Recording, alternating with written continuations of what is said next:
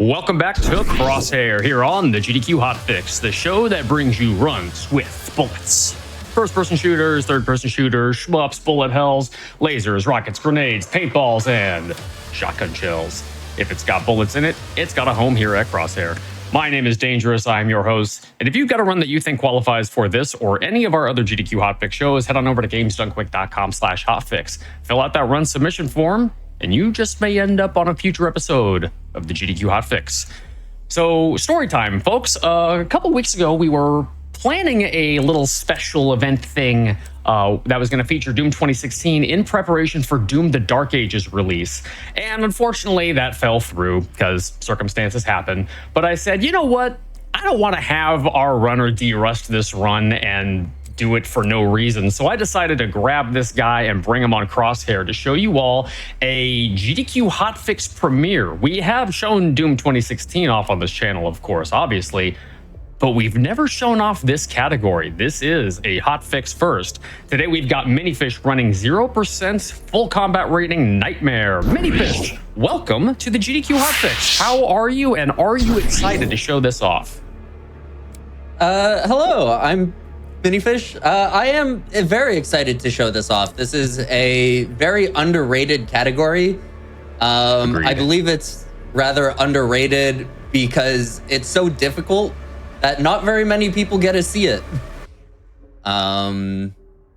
It's more of a challenge run turned speed run. And so hopefully this gets a few more eyes on it. And yeah. I suppose we should just get on into it. We're gonna choose save slot 3 as always. Save slot 3 is the best save slot if you don't know. Yes, and we will be running it on Nightmare as well. Yeah. Normally, I am an Ultra Nightmare runner, which is one life mode, but today we're just going to be running it on Nightmare because we won't be seeing the intro 1,000 times. The timer will start when I pick up this pistol. And a quick bit of tech I'm gonna use right away is I'm just gonna be shooting instantly with this pistol into grabbing what starts a little cutscene just to skip an animation. And then during a cutscene, I'll explain what the run is all about. Time has started, by the way. Oh, time has started. Yeah, in case we hadn't said that. Well, my bad. Oh, all good, no worries. So what this run is all about, this is 0%. And what 0% means is we are not picking up any anything that the game gives us, pretty much. We're not upgrading any weapons, we're not upgrading our health, we're not upgrading our armor. We aren't using any weapon mods, which are very useful. We aren't collecting any secrets, and we aren't making any progress towards any challenges. So if a challenge is like to kill 1 zombie or 5 zombies one way, then we're not allowed to make it. We're not allowed to kill 1 zombie that way, which limits us in how we do the run and do certain levels. A lot of levels are routed around these limitations that are set on us. But a lot of this run is just watching the carnage happen. It's a rather fast-paced run for not upgrading things. It follows a lot of the 100% routing, but is much more difficult. It follows the 100% routing, but skips all of it. Skips all the easy parts about it. The run gets progressively harder as time goes on. And it gets, well, not even progressively, it gets exponentially harder as time goes on. Yep. Right now we're being introduced to the imp as I get smacked in the back here. And despite this being the first enemy that's introduced, it is going to be the scariest enemy the entire run. It doesn't matter the last level, the last fight, it's still going to be the scariest enemy. The imp. The imp. public enemy number one. It very much is public enemy number one.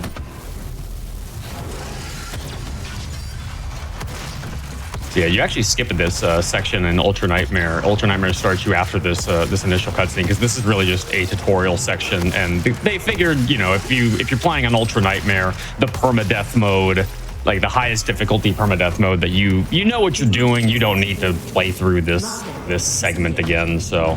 Unironically, this is one of the hardest sections to speedrun as well. Yeah, it's definitely one of the hardest places to like optimize well because enemy spawns are almost entirely random. I think there's like 3 enemies that spawn in consistent places, and then the rest are in random places, and quite annoying. Once this elevator ride is done is where the Ultra Nightmare speedrun will start, or would start. For these first couple levels, we actually don't have to kill anything.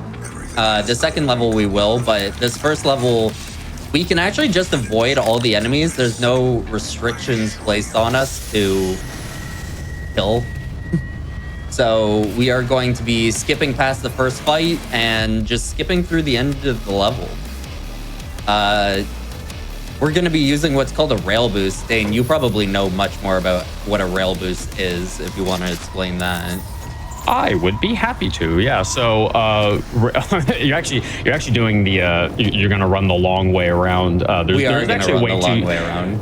Yeah, there's a way to skip directly to the end of the level from right outside the elevator, but we're going to do the slightly more restricted pathway. Oh, that was interesting. I don't usually see that happen. But yeah, you'll notice that Minifish is just going to kind of bounce into this wall and climb over the side. And that's because of what's called rail boosting.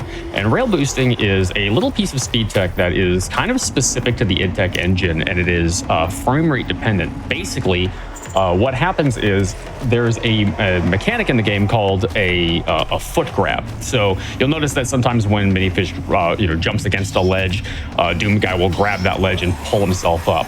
Well, then there's this like weird little halfway point where you're too high up on the ledge to actually climb it. Like it would look weird to have Doom Guy grab the ledge and pull himself up, but then you're not quite far enough onto the ledge to actually like land on it. So the developers compensated for that by having you basically kind of get warped on top of the ledge.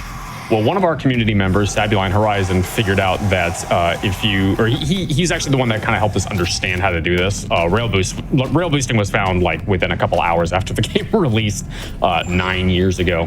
But basically, if your frame rate is really, really high, so the engine caps at 200 FPS.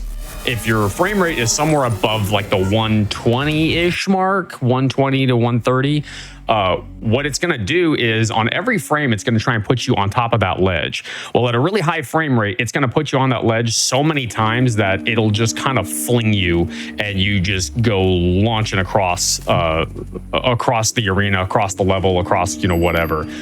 And it's kind of funny that it's frame rate dependent. This is something that seems to be pretty consistent with the IdTech engine. What you saw me do was just grab a door through a wall, which skips us out of a cutscene quicker than you would normally be able to get out of it. Yep. And here, the spawns are pretty much predetermined, so we can use that imp to block that. Smart. Doom 16, a cover shooter confirmed. It's a cover shooter if you're smart enough with it. Because imps are scary. And here's our chainsaw. One of the limitations is we don't upgrade our ammo. So we're not going to be able to increase how many pips of chainsaw we have. And that will drastically change up how our routing is. Our routing is almost entirely about keeping our ammo above 0 and chainsawing the least amount of times because it'll put you in an animation that you just want to skip. We're about to do what's called a buffer rail boost, if you also want to explain that, Dane. Oh, yeah. So rail boosting is contingent on hitting any kind of stationary object that has a mountable platform of some kind. It's kind of easiest to do with rails, but you could really do it on kind of anything you want. And so in this case, Minnie's going to line up right here. He's going to open the menu and then hold forward and jump at the same time and then close the menu. And by doing that, he'll be able to jump and move forward on the exact first frame out of that animation. And that makes the rail boost extremely consistent. The only variable in place is frame rate, and even the frame rate tends to be pretty consistent if you're looking in the same spot every time. And that skips us into here, and that keeps us from having to watch a cutscene that would be a little bit annoying to watch. Speaking of skipping cutscenes, there's normally a 2.5-minute cutscene here, which would give us an upgrade. Well, we can't take an upgrade in 0%, so instead we are going to clip into this wall by doing what is called a paperclip. This is the only required out of bounds. Yeah. Yeah. You could technically do the rest of the run in bounds. But it would be a little bit slower to do that. So, but in order to actually skip that first upgrade, you have to go through that wall. That was actually the first paperclip ever discovered, and it was discovered because a runner by the name of Bite Me, who was actually the original 0% runner way back in the day, he was trying to find a way to skip that cutscene, and there was a way to skip it, but it would unfortunately give us some progress toward a mission challenge, and we wanted to find a way around that so that we could keep the kind of the sanctity of 0% intact. And so he put out a bounty to have this skip discovered, and then a runner by the name of Seeker, who is the current world record holder for any percent, lived up to his name and found a way to skip that cutscene by just wiggling through walls, and by doing so completely changed the trajectory of any percent from there on out. Now any percent has paper clips that are done all over the place. Do you want to talk about combat rating as well? Absolutely, yeah. So this is one of the questions we figured we were going to end up seeing in chat at some point throughout this run is what full combat rating? What that's in the category? What does that mean? So 0% normally is like, it kind of considered to be a low percent category, means you skip as much as possible. Well, you could skip straight to the end of every level and do like actually 0% of the game, but that sort of goes against what the kind of the point of the category was, which was to create the biggest challenge possible. Like Minnie said earlier, this is a challenge run turned speed run, just because it's you can do it quickly nowadays, but if you look in the upper left corner, starting with this level, it's actually not present in the first two levels, but starting in this level, you'll notice in the upper right corner, there are a couple of circles that track progression for combat. So every time you kill a demon, some of those circles are going to gain a little bit more progression. Bigger demons will give a little bit more progression, but you have to kill a certain number of enemies as you go throughout the game in order to max that out. And so the goal of this category is to get all 5 of those circles filled up by killing as many demons as possible while not taking any of the upgrades or anything like that. Yeah, pretty much as Dane said. And so that was why we could skip killing most things in the first 2 levels. We weren't restricted by combat rating. It wasn't introduced until this level. And now we pretty much are fully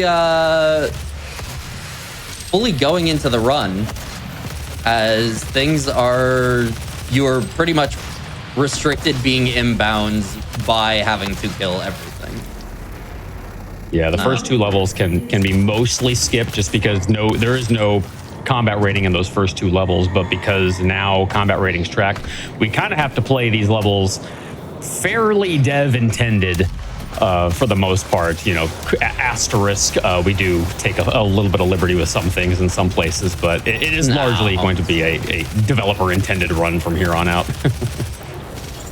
Although I don't think they ever intended you to take no upgrades. I don't think so either, because they made it very difficult for some reason. Yeah. I mean, in your first playthrough, you'll naturally make progression toward things. Like you'll get weapon upgrade points, and you'll make progress towards challenges. Yeah, and like they make it pretty obvious. Like you're supposed to spend these on your weapons player, so it's not like it's not intuitive to make progression kind of naturally. But yeah, they did make it very difficult to do a run like this.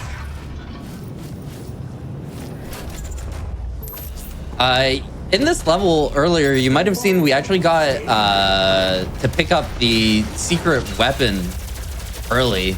And that's, there's a few spots in the game that secrets aren't really counted until you walk over a specific spot.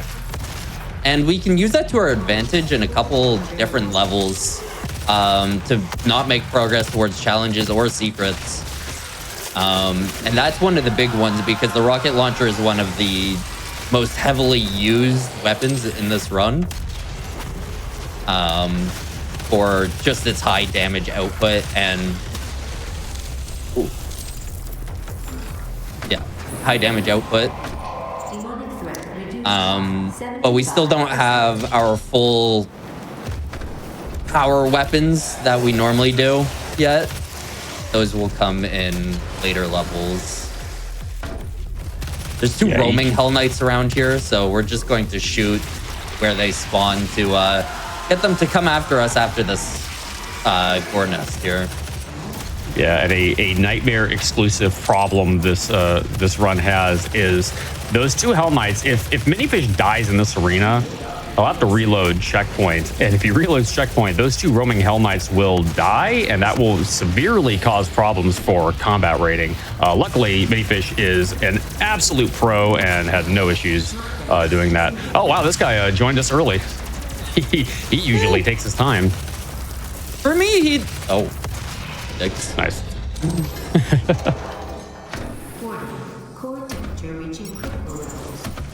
In this game, there's several ways that enemies will spawn in. One of the ways is all predetermined spawns, which in this fight, every single spawn is predetermined. So we can generally kill every single enemy before they spawn in or as they spawn in. As they spawn in, yeah. Yeah. In 100... Oh, okay, you did not stagger. That almost was bad. In 100%, it's a lot easier to kill them as they spawn in, but since we're restricted a little bit, it takes us a little bit of time.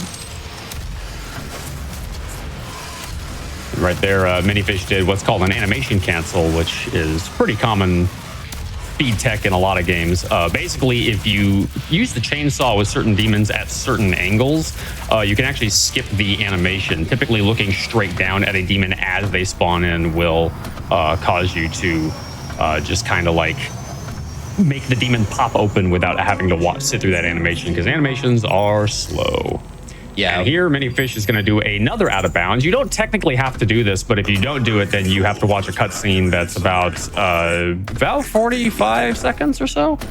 I don't know, but it's doing this cutscene has greatly reduced the gold split on. Oh, I believe it. Yeah. Yeah. It's now under 7 minutes, which is kind of crazy. It used to be 9 minutes. So that's wild. Yeah. Yeah, probably general optimization is also helpful with that a lot. Yeah, I think the 100% run is about 30 to 45 seconds longer than that. Like just a little bit under 10 minutes. So being able to do it in 7 on this category is actually pretty wild. Yeah, there's the early game is a lot quicker than 100%, but the late game gets a lot slower because you can't get rid of faster demon or bigger demons faster. So there is a way to skip this platforming if you do a grenade boost, but Minifish is a coward and won't do it. No. It's not a coward. We use the grenade here. We need Oh, you need it for the counter. Okay. We need it for this first encounter. I was just kidding. I tried to route in that grenade boost so badly. I tried really hard to route it in, but we need it right there. That's a bummer. And by staying in this hallway, we can make these 3 imps spawn in the same spot every single time. True. And that was found by a runner by the name of Minifish who figured that one out. Yeah. It was done by pure accident, as most things were. I think I had to go to the washroom, and Nice. I stayed in that little thing, and they just happened to spawn in there while I was routing for 100%. All right, we're gonna check to see if this imp is following us. It's not. Barrels in 100% or 0%. I got them mixed up. Are continually going to be a problem as well. Barrels deal an insane amount of damage to players. Yep. You must respect the barrels.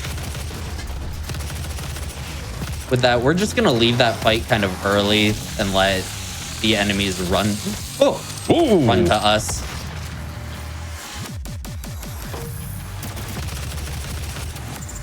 A little bit quicker just to let them run to us.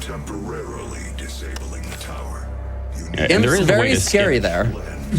Yeah, there is a way to skip. There's 4 of these cutscenes that you have to watch where Doom Guy stomps on these filters. You can skip them, but Minifish is a coward. I'm kidding.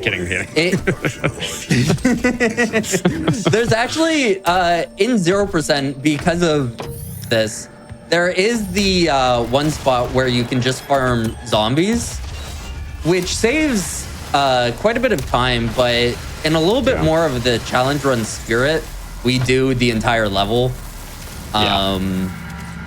just for funsies, pretty much. I'm curious how much faster it would be if you skip these filter cutscenes. I bet it would chop off like a good 30-45 seconds or so. I'm pretty sure it's longer.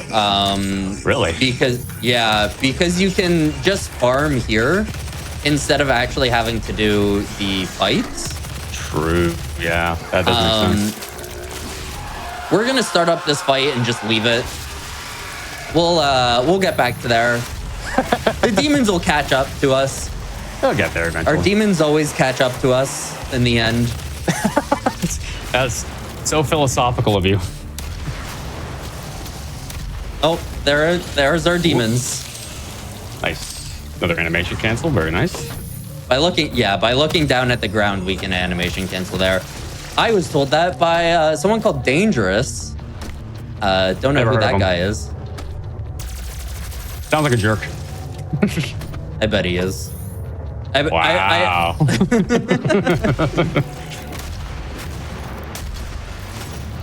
I bet he made one of my runs invalid. I will be honest. I actually don't usually verify your runs. Those are usually handled by one of the other moderators. You also didn't do that. I'm lying. I'm trying to make people think poorly of this dangerous guy. That's fine, because Minifish is a coward. I'm kidding. There's actually a spawn trap here that I'm trying to do poorly. By looking in this corner of the room, we can trap the spawns. It's another way of the spawns happening. They happen by where you're looking. This will be greatly used in another arena in Lazarus. Yeah. But I found this. Cancel. I found this spawn trap while routing for this run.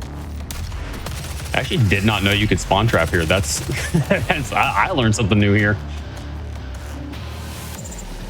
And thankfully, the Razor didn't harass us.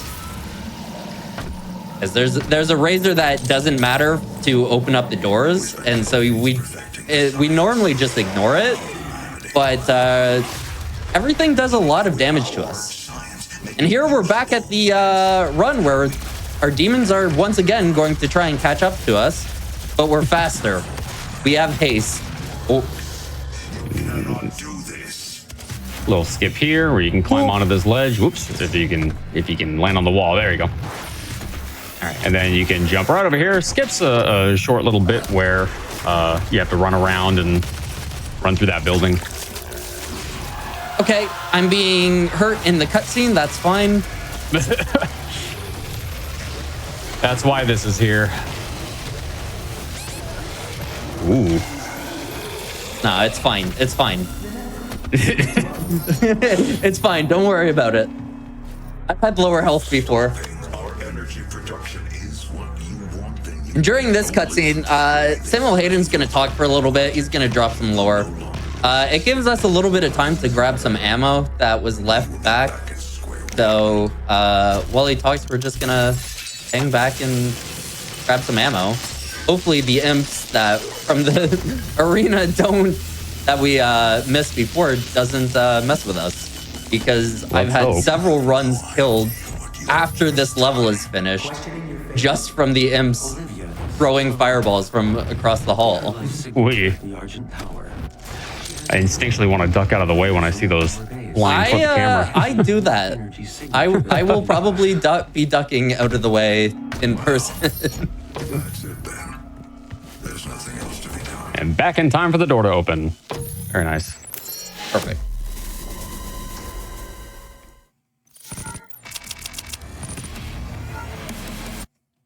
And now into what I consider one of the hardest levels, or one of the most reset heavy levels for me. I don't know about the classic runs like you do, Dane, but this level always gets me. Yeah, this level is definitely one of the tougher ones for sure, largely because there's like so much platforming, and the level design for this level is not the greatest, in my opinion. Yeah. I find there's just a huge jump in difficulty. Like, enemies become tougher, yet you still don't have a lot of upgrades. Just kill that Revenant as he spawns in.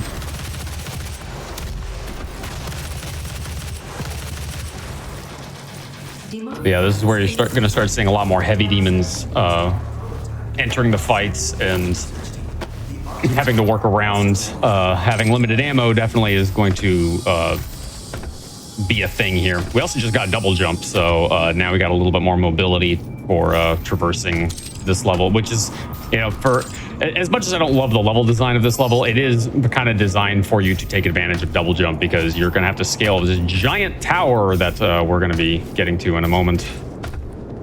Yeah, and some of the jumps that are designed for double jump are very sketchy for the double jump. They're not like, oh, here's an introduction to double jump. It's like you have to use double jump precisely here. Minifish also has to be really careful in this room, because there is a secret trigger a little bit deeper into the room, so he's going to try and kill these guys without hitting that secret trigger, which he was far enough back that it wasn't really an issue, but you can't just go barreling in there. Yeah, the secret trigger is up the stairs, so it's not that hard to figure out where not to go. Some other levels have secret triggers that are a little bit more sketchy to work around. One thing this level is notorious for doing is ruining combat rating. Yep. Throughout this level, you don't really get enough combat rating until the end of the level, which happens on like a 2-time trigger, or like 2 trigger time. A double timed trigger. That is influenced by hill count. It's complicated to explain, but the short version is this level ends differently than most, and combat rating is going to be affected by the last arena here. Actually, in 100% Classic, we've completely broken the level routing because of the way the checkpoint triggers work with that last sequence. It's a very, very cooked route now for this level. Yeah, the classic routing and any percent routing is super interesting for this level. It's a lot more straightforward in 0% and 100%. But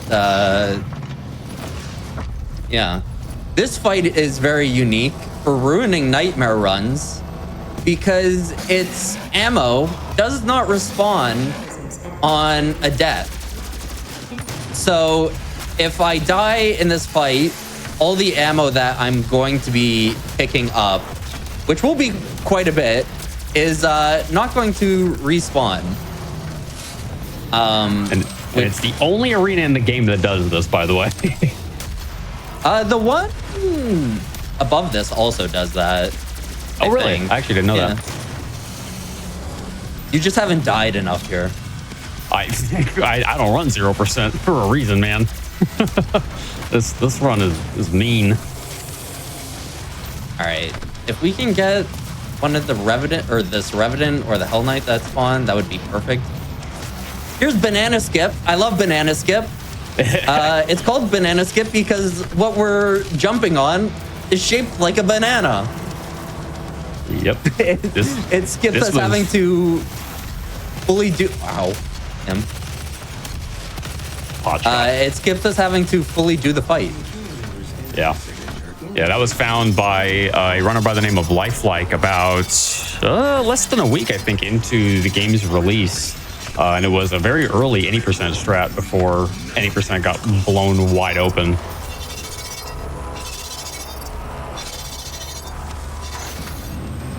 There might be some missing textures here. Ignore that. It's intentional. Yeah, this is dev intended for sure. Well, a ceiling spawned in at least. Yeah. All right, there's a Revenant in here and then a Hell Knight that we need to kill. And we need to kill this Hell Knight before we kill anything else because it will actually respawn, which gives us more combat rating to play with for the end of this level. All right, cool. Very nice.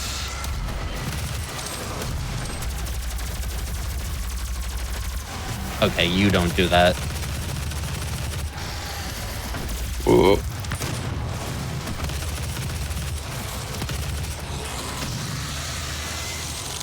Oh, my ammo's in the wall. You got it. This is close enough. That is the fight. Here, we're gonna pick up more chainsaw fuel. Once again, chainsaw routing, very important. Yeah, probably the single biggest contributor to the run structure is routing your chainsaw fuel around arena fights. So like every individual arena fight has been kind of routed in a very optimized way by Minifish, actually. has done a lot of this. Minifish and for 100% and 0%, I spent hours optimizing the best spots to chainsaw for not having 0 ammo, but still not being in cutscenes enough. Yeah. For 100%, I think I saved 3 minutes alone from not chainsawing when I was beginning. But yeah, now we're on a cycle-based thing here with this thing. So if we had gotten an earlier cycle, we would have been able to get up here a little faster. But yeah, no worries. Can just have to wait a few seconds. By using a little nifty trick, we can use the momentum from our jump to just skip on up to this upper area instead of taking the lower portion. And we get a mega health, which is the only time our health will be over 100 and our armor over 50. The idea throughout the entire run is to keep your mega health for as long as you can, because having health is important. Fun fact. You hear that, chat? Schedule that doctor's visit you've been putting off, because health is important. Health is important. And here's the final arena fight. So this is what we were talking about with the 2 timers. We're gonna try and get this as quickly as possible if things cooperate. Yeah, so we are waiting for the UAC lady to talk to us. Minifish is going to do is have to kill a bunch of the big enemies in order to cycle that timer faster.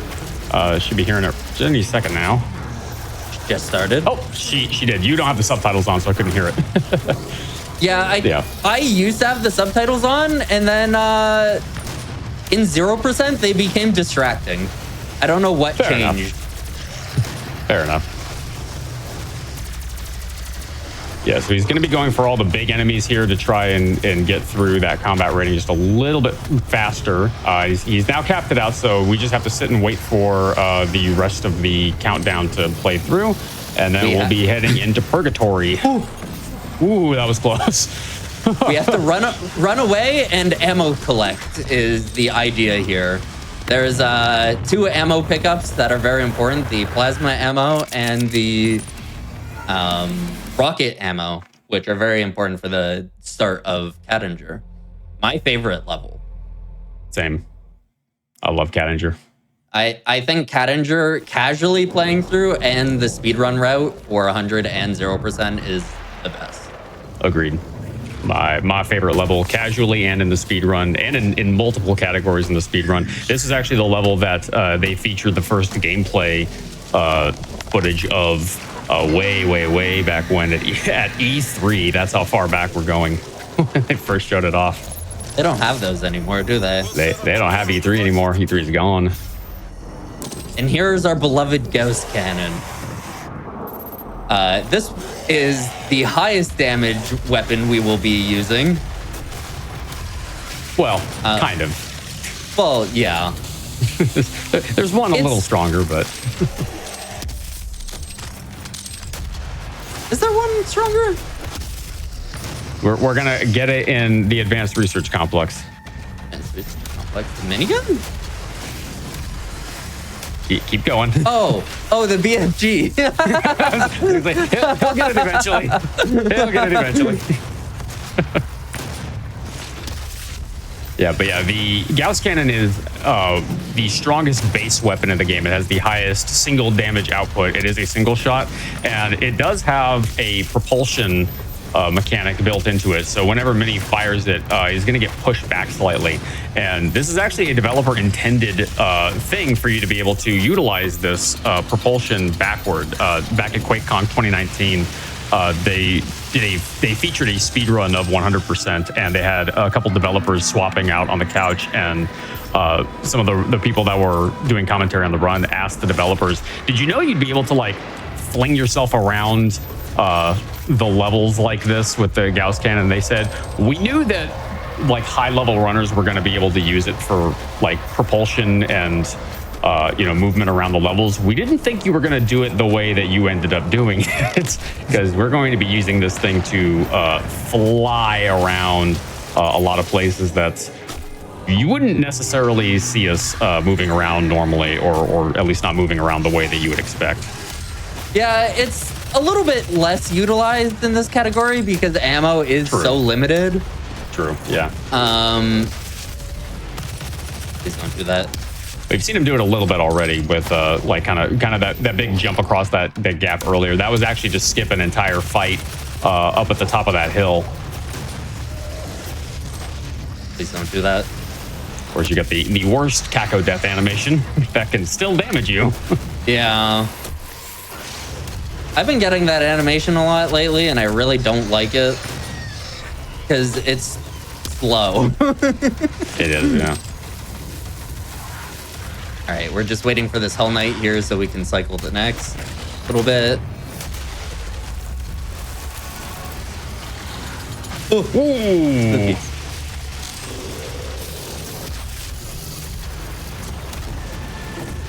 I actually throw my grenade on that rock there because Mancubus are notorious for kicking away grenades, and even more notorious for sending them back at you.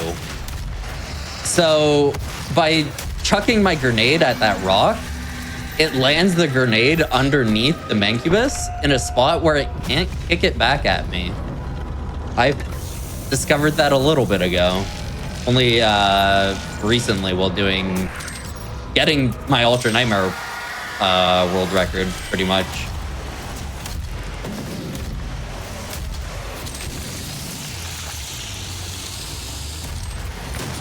So yeah, we are here. We're just kind of clearing out enemies in order to get the door open. You're going to see Minifish do a nice, cool little Gauss jump in a moment.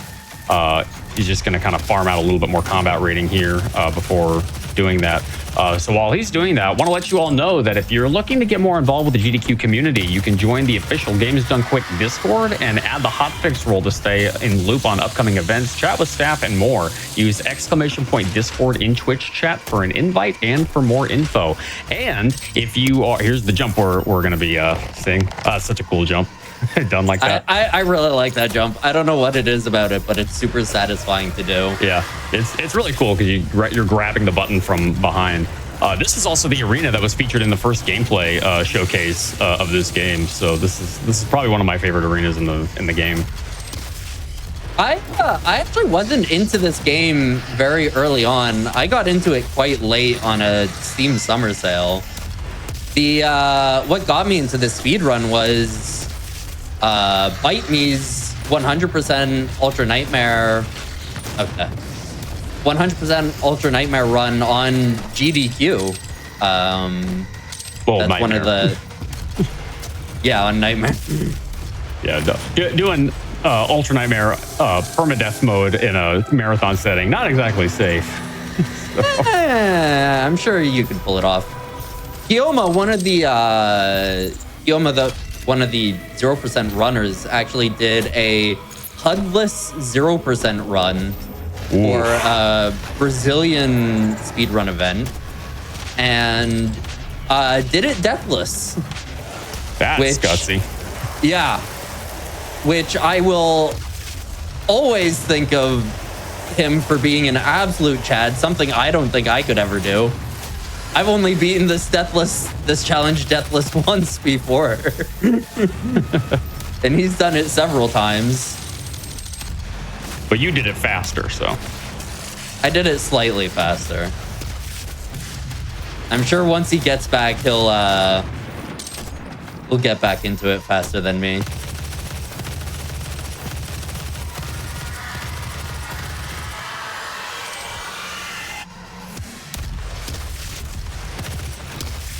Yeah, we meet two new enemies in this arena. We meet the Lost Soul, we met the Lost Soul in an earlier arena, but we meet the Baron of Hell here.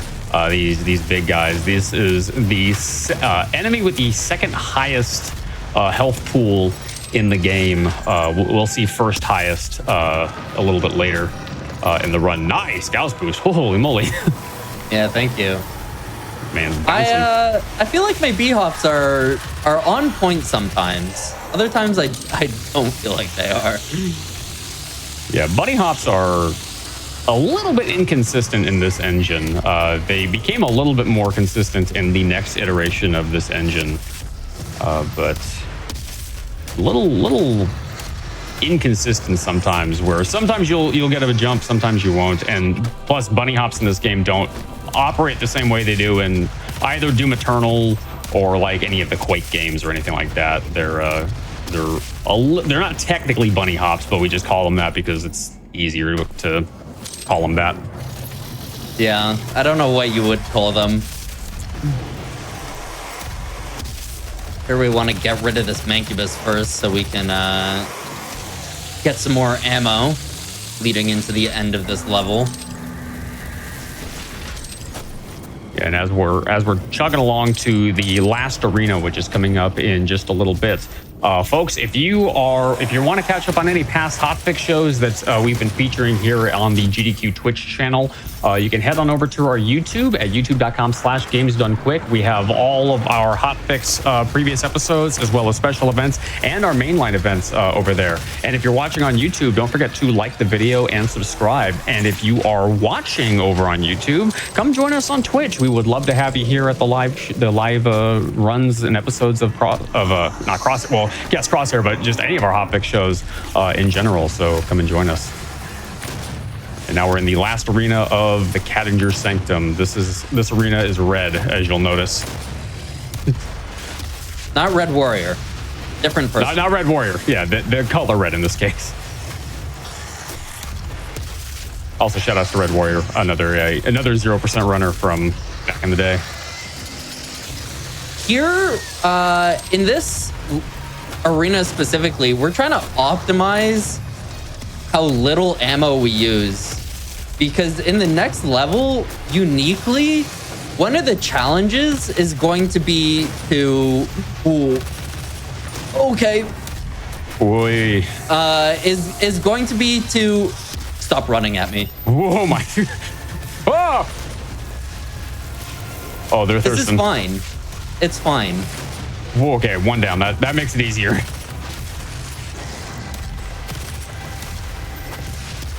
Yeah, they had no chill with this arena. They just gank you like so hard.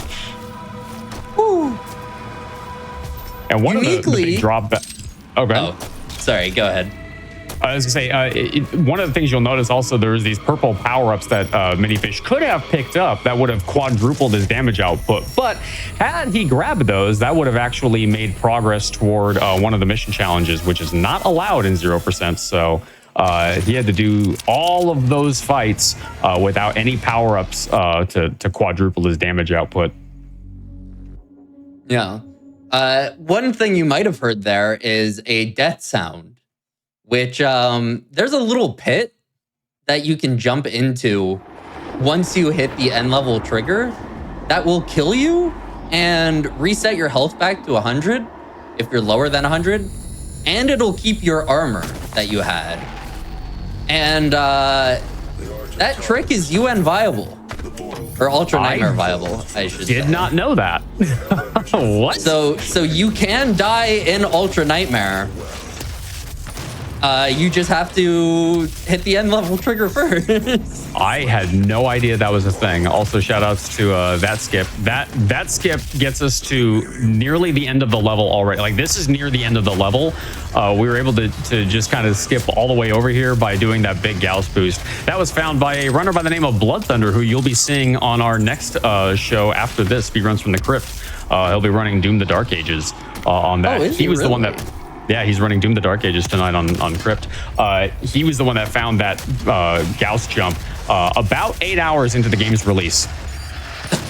Really? Yep. Took about 8 hours and he found it. So this entire level is built around ammo. As we've said before, but this one specifically, because one of the challenges is to chainsaw 5 demons.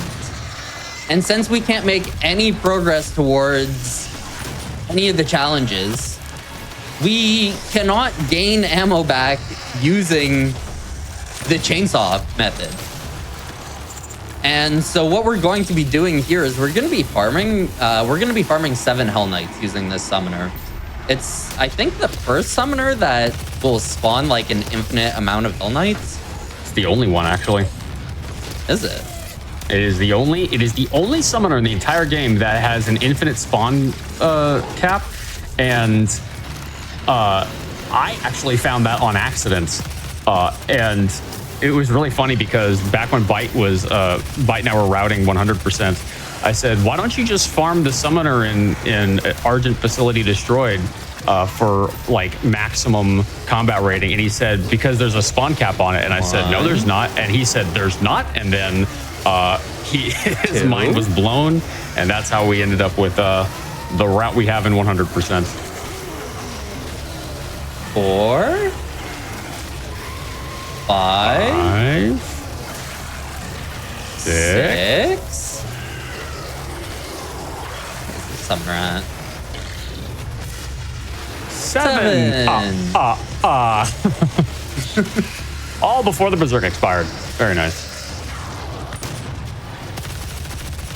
Yeah, so in 0%, you farm that summoner to get 7 Hell Knights. In 100%, it's 23, I think.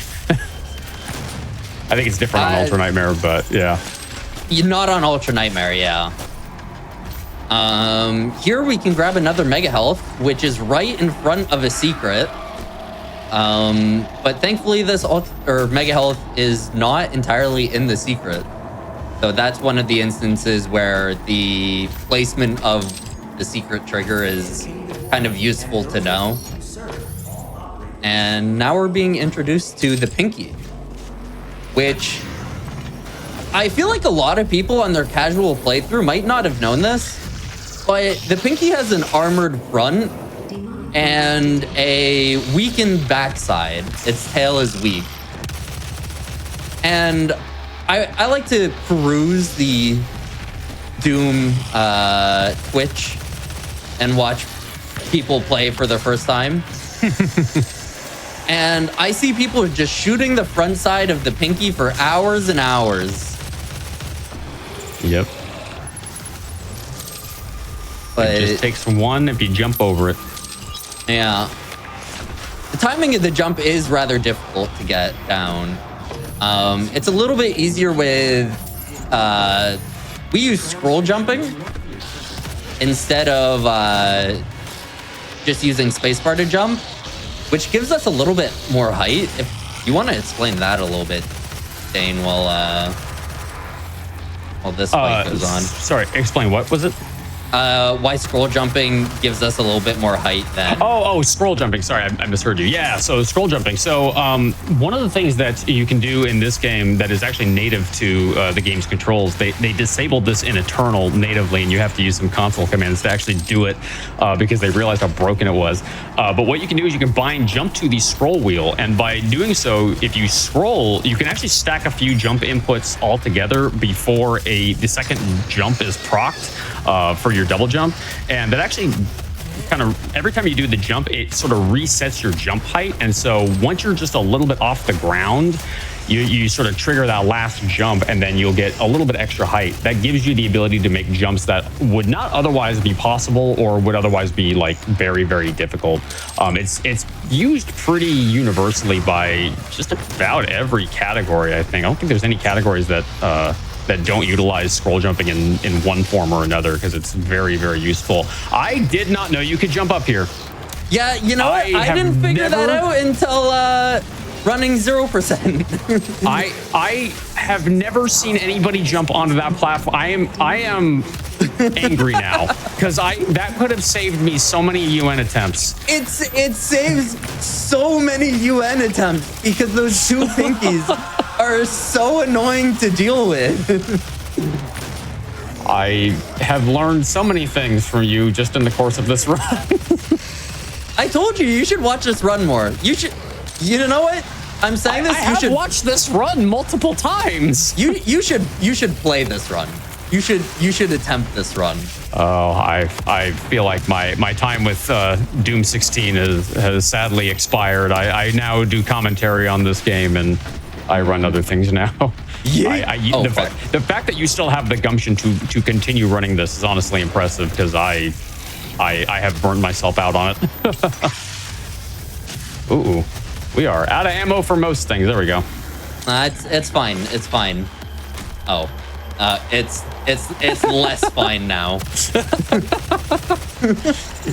This man's just clawing for ammo. Luckily, there's an ammo box coming up in a little bit, so I'll be able to re-up. Give me ammo, please. Okay.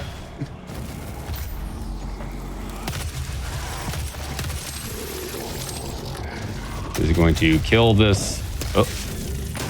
Oh no. Oh no. Yeah, I get the ammo refill.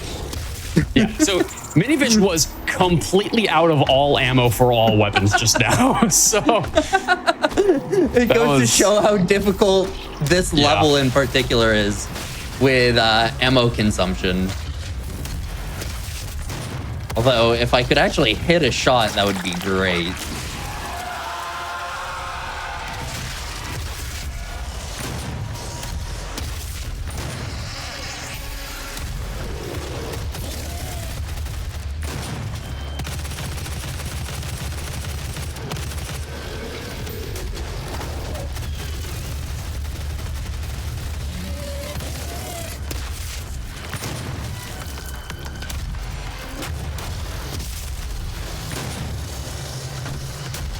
Actually, fun fact about the Mancubus, that enemy at the top of the stairs.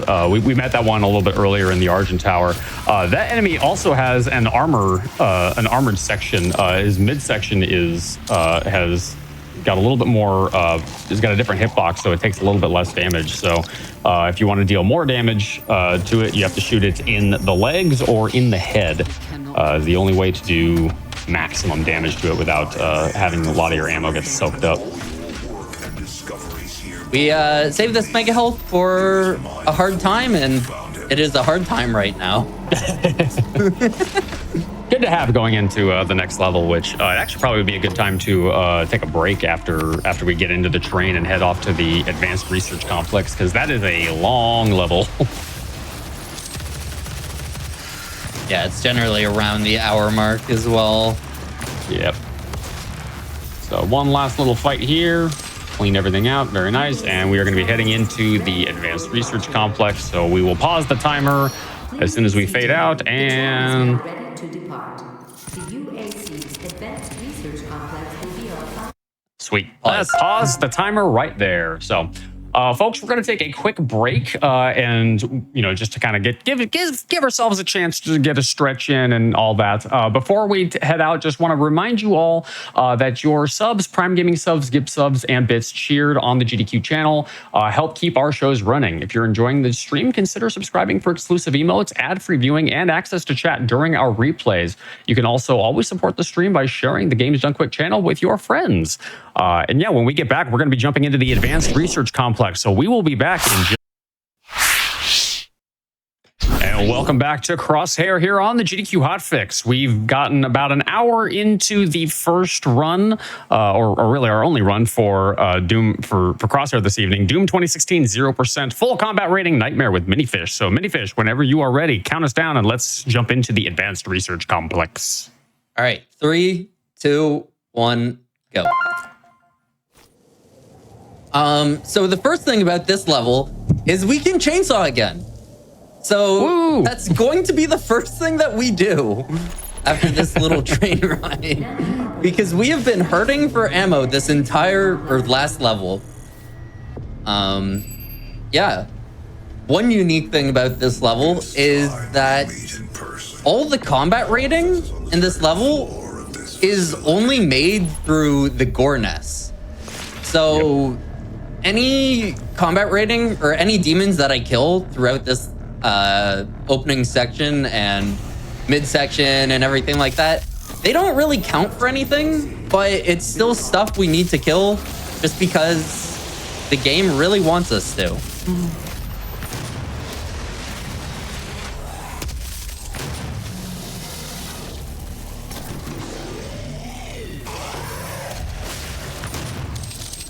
All right. Demonic presence eliminated. Lockdown disengaged.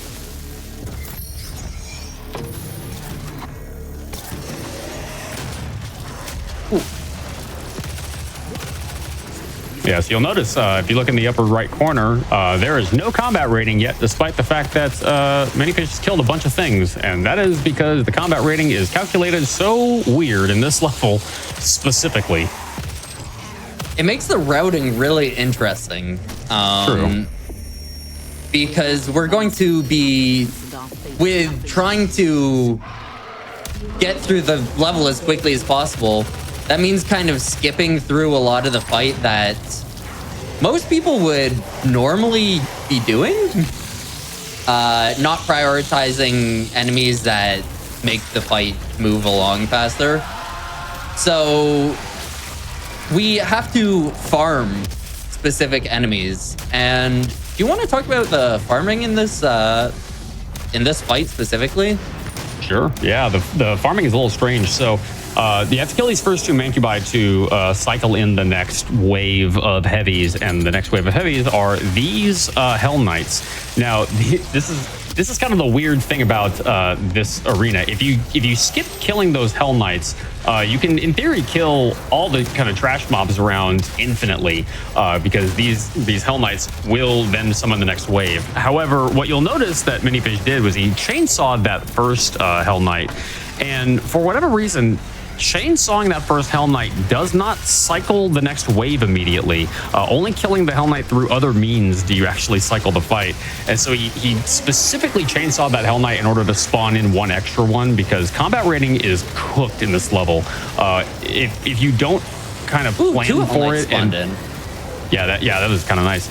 If you don't plan for it specifically, you can get out of this level without reaching full combat rating, which has killed multiple runs of Well, mine bite most 100% runners. Yours, yeah. We have quite a bit of combat rating here, so that's actually quite nice.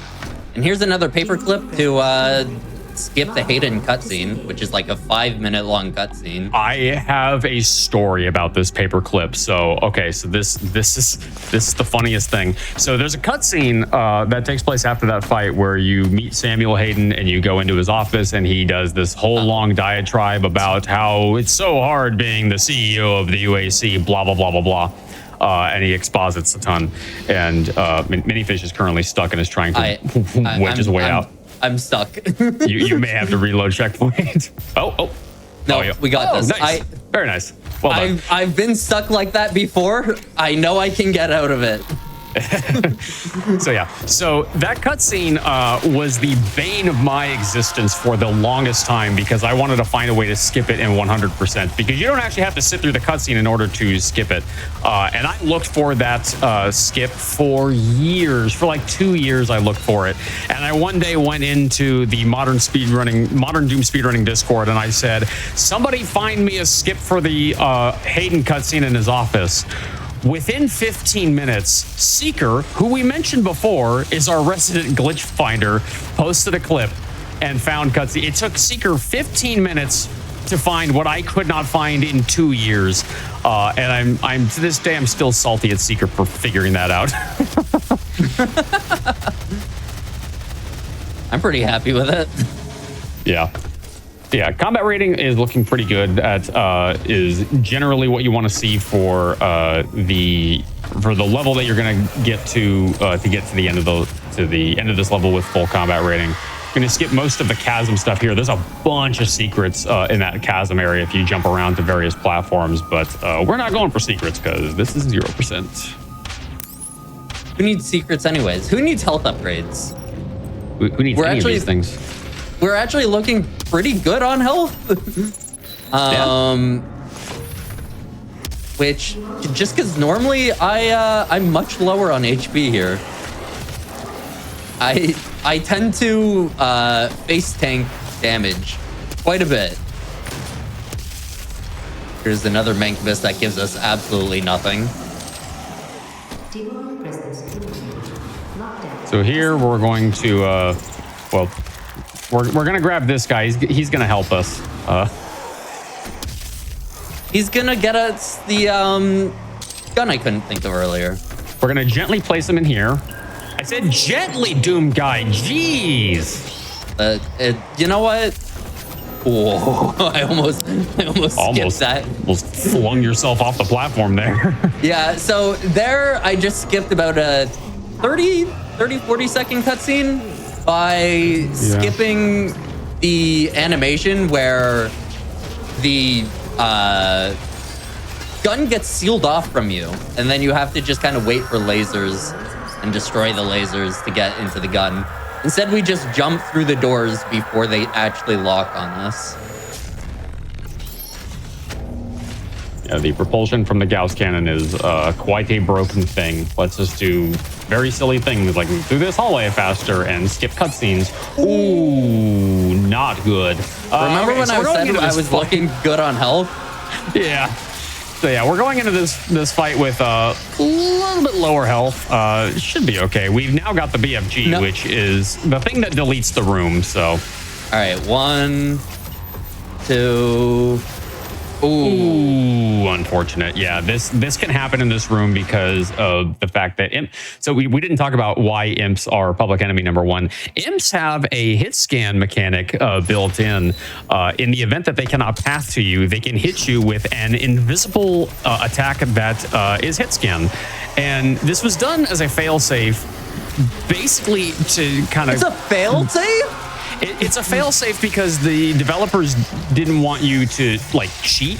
So if the imp AI senses that you're trying to cheat somehow, it will hit you with that hit scan attack. It was a good idea in theory. In practice, it ends up being kind of a problem mechanic, even casually. So it probably not one of their best moves. They didn't end up including that as as a feature in later Doom games, probably because of that fact. Because like sometimes you'll be on an Ultra Nightmare run and you'll be really deep into the game, and then an imp just goes cheating AI activated, and it immediately just snipes you and kills you. So yeah, it's not a great mechanic. They did it because they didn't want you to get like they didn't want you to cheat, or they did it in case you get stuck. They wanted to be able to like kill you to get you to reload checkpoint. But yeah, it's a little bit of a problematic mechanic. And What oh an no, Minnie, awful- you don't have full combat rating. Oh no, what are you gonna do? We actually have so much combat rating here. But it's not full yet. It's the, oh no, oh heck. How about I just delete these 2 barons real quick? And now we have full combat rating. Yeah. Hey, we did it. Worked out nice. Now moving on to one of the, probably the longest level, and one of the hardest, because it is, once again, just filled with imps. Yep. Imps in tight spaces. Yeah, this is the hallway shooter segment of this game where like any percent can get out of bounds like really quickly, but 100% actually, this is I think in 100% classic, this is the only level that doesn't have any out of bounds at all. I Also, shout I'm out- remembering correctly, yeah. Shout out to this Mancubus going for a run. I love this. I love this Mancubus. Coming up right here, we're just going to do a little chainsaw through a wall. And we ran out of chainsaw ammo there. Just ate our chainsaw. That's great. I didn't Yeah, want that ammo happens. anyways. Luckily, there's ammo coming up in just a second, so. Yeah. Despite having the BFG, we actually need to use it very conservatively here. There's a challenge to kill 8 demons with 1 BFG shot. So Yeah. all our BFGs are pretty carefully planned out to not hit 8 demons. Or else it would make this level a lot easier.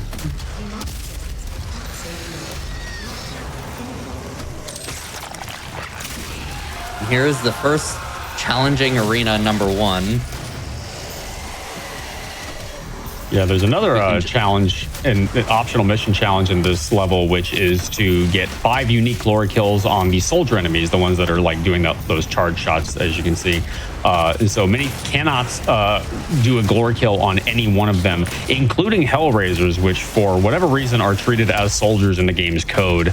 And they're actually treated as unique enemies as well. So you can get the same glory kill on both a soldier and a Hellraiser, and it counts as 2 separate glory kills, which is kind of convenient when you're trying to complete the challenge on runs like 100% or even casually.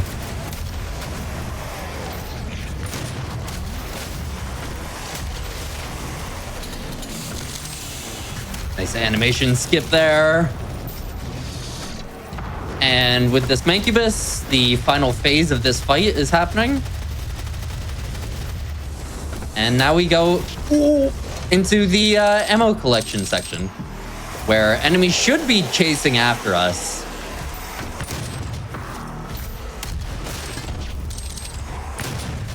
Oh, spooky.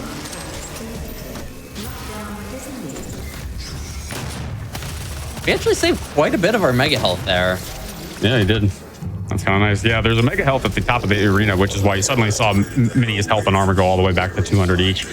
You're supposed to get that mega health via a secret before you enter that arena, but if you just stand on a platform and jump, you can grab it without hitting the secret. It only works with the scroll jump, I'm pretty sure, unless you time it like, I'm perfectly. pretty sure, yeah, you can only do it with scroll jumping. Because scroll jumping was definitely not intended. Oh, that's unfortunate. It's fine. I've gone into this arena with 1 health on UN before and made it through, so... Oh my god. Mini Fish is just a bigger Chad than me, I guess.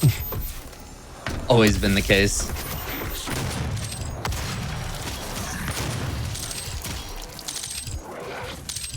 This is a very challenging fight coming up.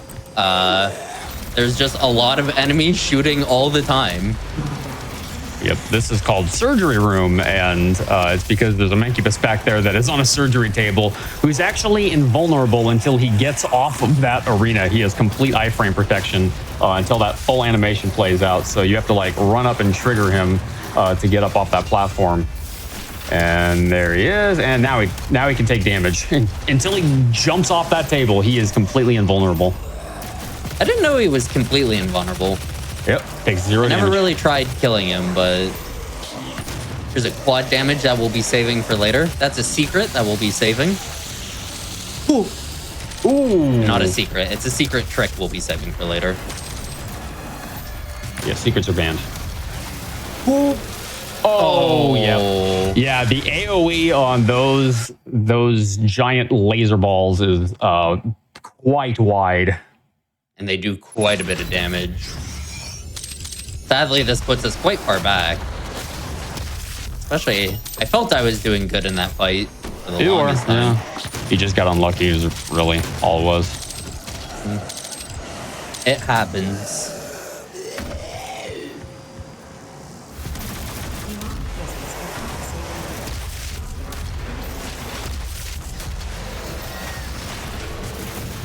Whoop. Yep, gotta give those laser balls a wide berth, or you're gonna get pinged by them.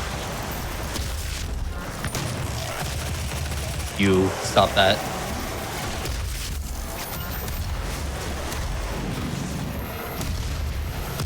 I just got super lucky with two enemies so dodging lucky me there. just now. Okay, so we should explain what just happened. So you see those little zombie enemies wandering around. Those are supposed to be your like trash mobs. They're basically like walking ammo caches for you to chainsaw open. They also do 45 points of damage if they smack you on Nightmare. And the fact that he walked by without getting hit is like a miracle, because those things have a huge swing range. All right. Nice shot. I would like if I could hit a shot. There you go. You got one.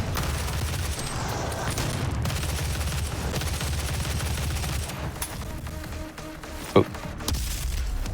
I like just flicking weapons at enemies. I was gonna say, you could have just glory killed them too. In levels where glory kills are challenges, I just like to not touch that button. That's like my game plan going into the level. Fair.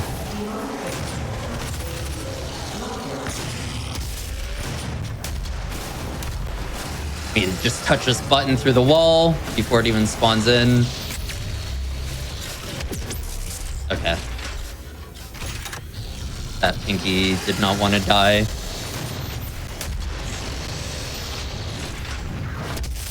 Yeah, another kind of unique thing about this level is this is the only level that is actually split in half, and in the game's code is treated as two separate levels. So we split them up, like the way we talk about them, we split them up as Laz 1 and Laz 2, Lazarus Labs 1 and Lazarus Labs 2. And then in the beginning of Lazarus Labs 2, we have to sit through this really long cutscene before we have to, go through a big fight. And this room is called the Helix Room. In the game, it's called the Helix Room. In the speedrun server, we call it the Pie Room. Yeah. Before I get you to explain what the Pie Room is, I want to just shout out to my moderator, Kumi, who sadly is asleep right now and always tries to imitate Aiden's laugh in chat whenever this room comes up. So, where's Kumi when we need him? Anyway, do you want to explain Pie Room? Yeah. So we talked about this a little bit earlier in the game. What we talked about was spawn trapping. Basically, enemy spawns work in one of three ways in this game. There's what are called fixed spawns, random spawns, and influence spawns. Fixed spawns are exactly as it sounds. They're fixed locations, and demons will always spawn in the same place every time consistently. Random spawns are exactly as they sound. Enemies spawn in a random location every time, randomly. Influence spawns are unique because influence spawns mean that enemies will spawn in based on where you're looking and where you're positioned. So right now you'll see that Minifish is looking specifically at this angle from this position. And the reason why is because as long as he stays looking in this direction, all of the imps that are going to spawn in right here in front of him. And so he's going to be able to just shoot and kill them all this way. If he was standing in a different spot, looking in a different direction, looking around constantly, those demons would be spawning in all sorts of different places based on where he's looking at any given moment. So being able to kind of stand on this platform and just rocket them, really convenient for a fight like this. And so he's gonna like maybe turn his mouse slightly to aim at like a bigger demon that spawns in, but then he's gonna immediately sharply aim it right back at the center point again. One thing that he could do if it was a little bit safer to do so, this is what we do on 100%. You could actually aim at the center, aim at one of the pillars, and have the demon spawn in 2 pie wedges at once. It is a lot riskier to do that on Nightmare and Ultra Nightmare and 0% because having more demons kind of spawning in means you have to control the arena a little bit more. And because he doesn't have any weapon upgrades, it's a lot harder to kind of maintain control of those positions. But handle that arena like an expert, so well done. It's also, to do that in 0% is very un-ammo efficient. True, yeah, that as well. Oops. Oh, there we go. So little skip you can do here. If you aim at the floor and jump, you can actually Gauss jump up here and get out of that a little bit early. Saves about 8 seconds or so. 8 important seconds. 8 important seconds for sure. And then he's gonna just kind of bob and weave through these hallways. He's got an annoying pinky to have to deal with right here. And just gonna kind of weave through this in order to get into what we affectionately call the imp room. And boy, chat, I'm wondering if you can figure out why we call it the imp room, just based on the name. I call it the reset room. Yeah. The pot shot room is also a good name for it. Gonna pick up a little bit more ammo here to kind of re-up before heading into this fight. And yeah, this is gonna be the last room, the last big fight in here. Interesting. It's gonna be the last big fight before we go into a special fight. We'll talk about the special fight in a minute. I'm going audio to be getting crunchy here. Concentrating quite a bit in this fight. And chat is guessing very correctly, as you can imagine. They're guessing that the imp room is full of pinkies, full of mancubi. Oh. Yes, chat. You got it exactly right. It's full of those things and not imps. I mean, you know. Oh. So right now we're looking for a volunteer.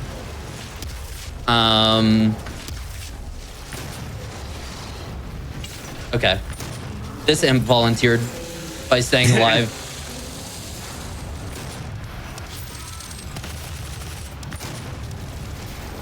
Pick up the quad damage and the haste at the same time. Kill the pinky that spawns in. They were correct with the pinky. And the Hell Knight that spawns in. And the Mancubus. Because there's going to be a couple Mancubi that spawn in a minute. By standing in this specific spot, the Mancubus in the back will actually just die on its own. Ideally. Oh, there it goes.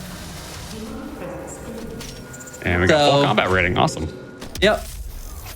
And that meshing doesn't actually exist, so you can just skip through that quickly. You will need to rip out the Argent accumulator power in the Cyber Demon. The Cyber Demon? The Cyber Demon? What's a Cyber Demon?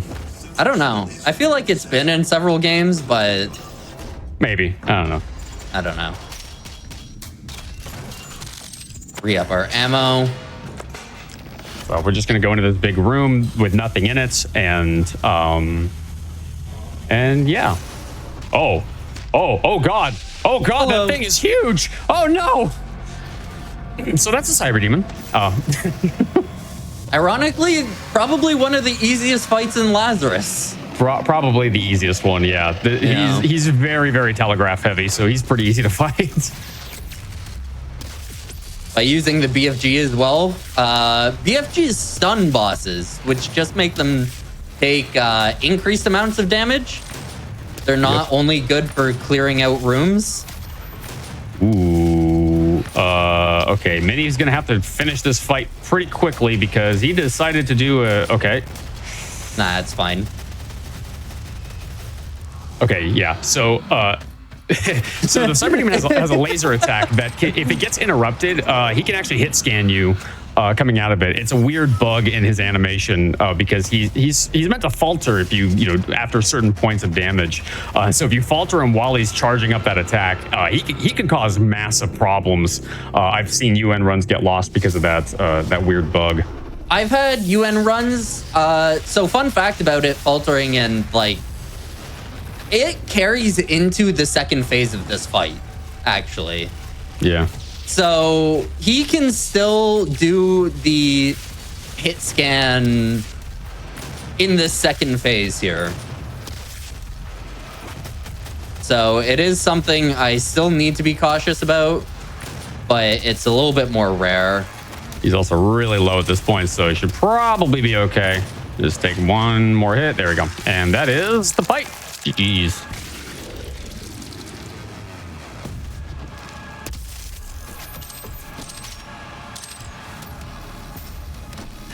All right, and that's Lazarus done.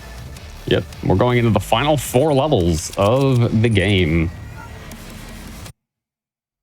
I think we're up to 2 deaths at this point, which is actually really good for 0%, which is a category that can troll you very easily. These last levels are the ones where everything gets a little bit more tricky. So yeah, but I'm saying so far. Yeah, so far.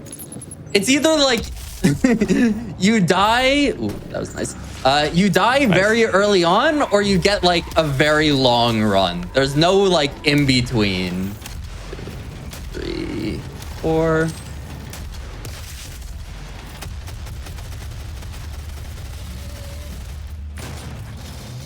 Yeah, there's an upgrade you can equip to your suit that we would normally pick up in 100% or like that you would probably find in a casual playthrough that can actually randomly spawn BFG rounds, which is really nice. But the thing is, because this is 0%, we don't have that. So the amount of BFG ammo we have from the moment we pick it up to for the rest of the game is very much fixed. And so Minnie and Kioma and all the people that run 0% spent a painstakingly long time trying to figure out what are the best places to use that BFG ammo, since there is a finite amount of it. Where are the best places to take advantage of that? And so the places he's going to use it for the rest of the game are really, really fixed and specific. Each runner also has their own specific spots that they use. It's not like a set thing. I know specifically Kioma, who's holds second place to my world record, uses it in different areas than I use. And it's more so just preference on what areas you find difficult. I certainly try and use mine around boss fights just to cycle them through quicker. Yeah. I did enjoy the Hell Knight that was alive until you hit him with one bullet from the little assault rifle, and then he died. Yeah, because he decided not to stagger at all, which happens way too often. Ow. Ooh, got hit by I think an AoE from something.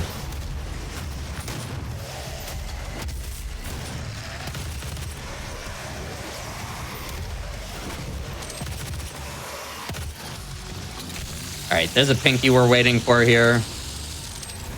And it's going to spawn in another pinky. Nice. Totally planned. That is generally my plan. So in this level, we can't use power-ups to kill any demons. So we pick up this haste, And we pretty much just essentially use it to wander around until this fight starts. It's actually caused me a UN run before by ending too late. Because these imps will spawn in kind of in the middle of it. And I've shot a rocket while having the haste on. And it's just ruins your run, just that simply. Very nice.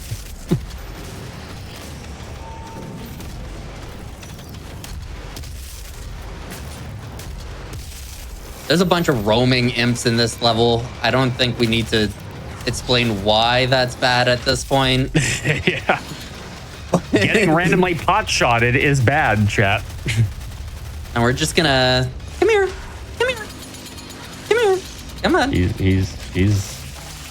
There you go. Yeah, want to bait him over here so that you can throw this BFG round as soon as those Mancubi spawn in. And then we go into our little safety corner here. nice. Nothing can hurt us in our safety corner. Not exactly a god spot, but like for that Baron, yes. for that specific Baron, sometimes if you get it while spawning in.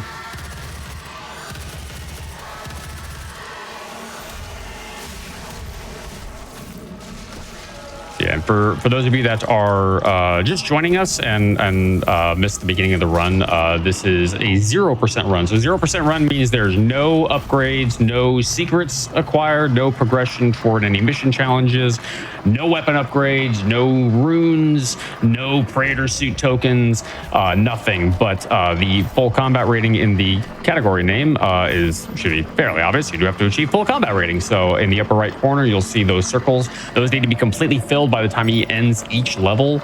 And Nightmare means it is being run on the Nightmare difficulty, which is the highest difficulty this game offers. That is not permadeath. That about sums it up. Yep. I'm going to stagger that zombie there because we'll be using him as ammo later. Ooh. Nah, it's fine. It's fine. We plan for these things. I've gone through these areas so many times, I expect it at this point. And then if you jump and interact with that door, you can put the skull in early. I think Red Warrior discovered that one on accident. Normally that zombie follows me a little bit further up and it just skips having to wait to... Or during the door waiting period, we can just get some ammo, which is nice. Okay. Nice. That was spooky.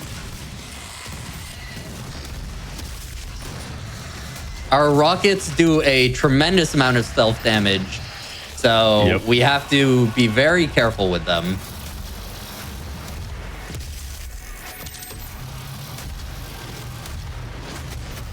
Yeah, Titan's Realm is another level where the spawn point for every... That's unfortunate. The spawn point for every single demon in this level is completely fixed. So Mini is able to kind of plan ahead for every arena and makes the fights very, very optimizable since they are... You can hit demons as soon as they spawn in.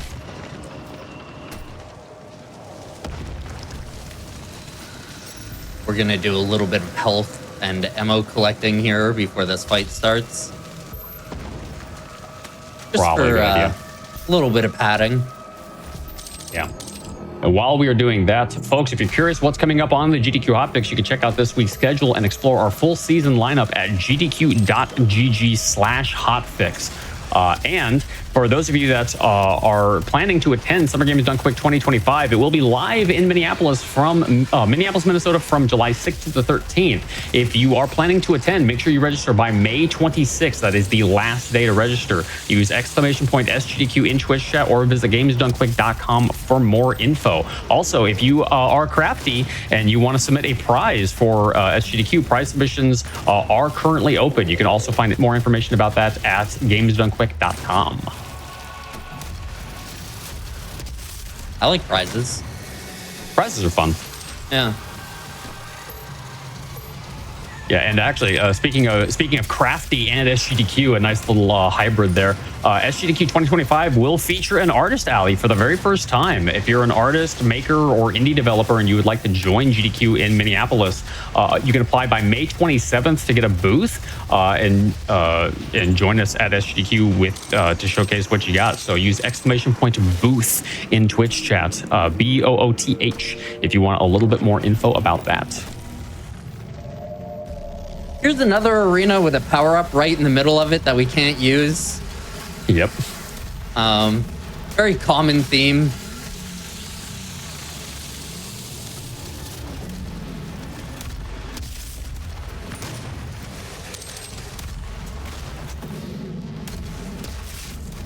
Oh, okay, that's fine. You don't want that summoner getting away from you because summoners do live up to their name. They summon things.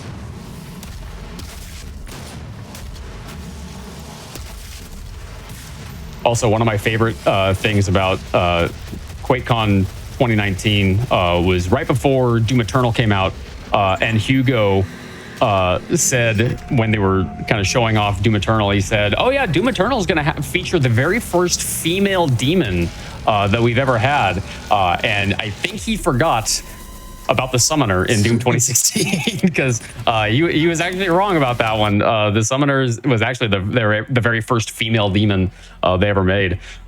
He overlooked his own creation on that one. What's the Spider Mastermind? Does that count as female? That was. It's not confirmed Olivia, so.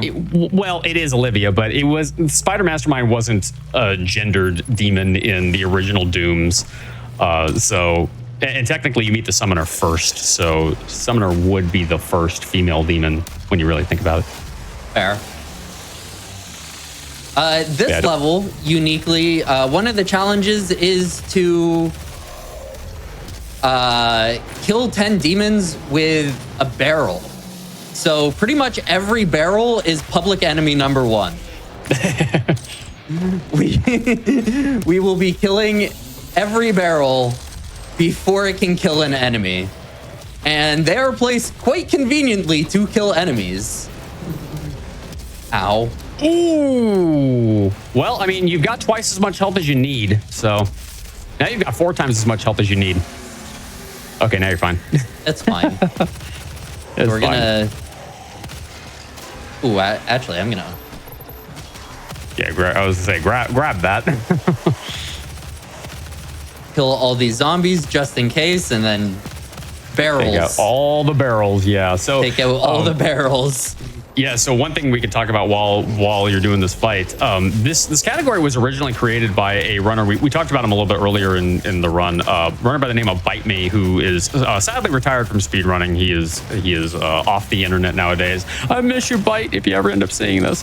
But Bite Me was kind of the original creator of this category, and the original version of this category was called 0% Soft, which meant that as long as you didn't complete the mission challenges, you could make some kind of progress toward them. And then later on, oh my goodness. And then later on, you say that, but it still makes me tense to see it. Don't worry, I'm plunging. Yeah. Later on, Byte ended up kind of remodeling the category to 0% hard, which was what the 0% category is now sort of become, where no progress toward mission challenges can be done. It was done that way because of an earlier mission challenge that we talked about at the very beginning of the run. Was very difficult to get around if you wanted to skip a cutscene. So 0% soft was kind of like the accepted way of doing things, but then when that one skip was found, we didn't really need to keep that old rule set anymore. Now we're hardcore. Now 0% hard is 0% hardcore difficulty. Here we're gonna damage one Mancubus just a little bit, and then damage the other one, and well, kill it, because these Cacos are okay. That Mancubus decided not to die there. Ooh, strafe right into it. Yeah. Caco Spit is extremely damaging. I think it's one of the highest single damage output attacks from enemies in the game. The other being the Caco Bite. Yeah, the other being the Caco Bite. So fun fact, aside from boss attacks, the Caco Bite, basically the Caco's melee attack, is the single biggest damaging attack of any demon in the game, which is funny because Caco demons are not particularly powerful as a demon. I mean, they're considered a heavy, but they're not like, they're definitely on the weaker side for a heavy demon. It's kind of interesting that two of the strongest attacks come from them. I mean, you really shouldn't be in melee range of them, except for one challenge. True, yeah.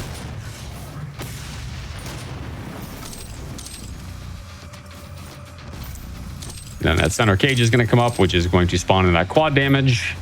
Which we can conveniently actually use this time. Yeah, we can actually use this one.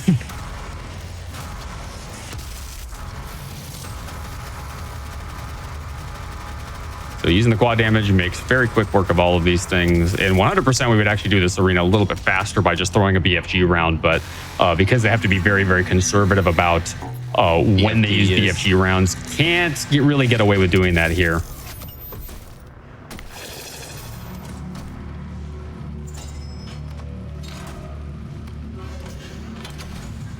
Here we're just waiting for this fight to start. I'm surprised you didn't put the blue skull in first. It's not faster in 0% because you can't boost to the other one. That's true. Yeah, that makes sense. So it's actually like a second slower too, unless you're boosting. I tried to make it work.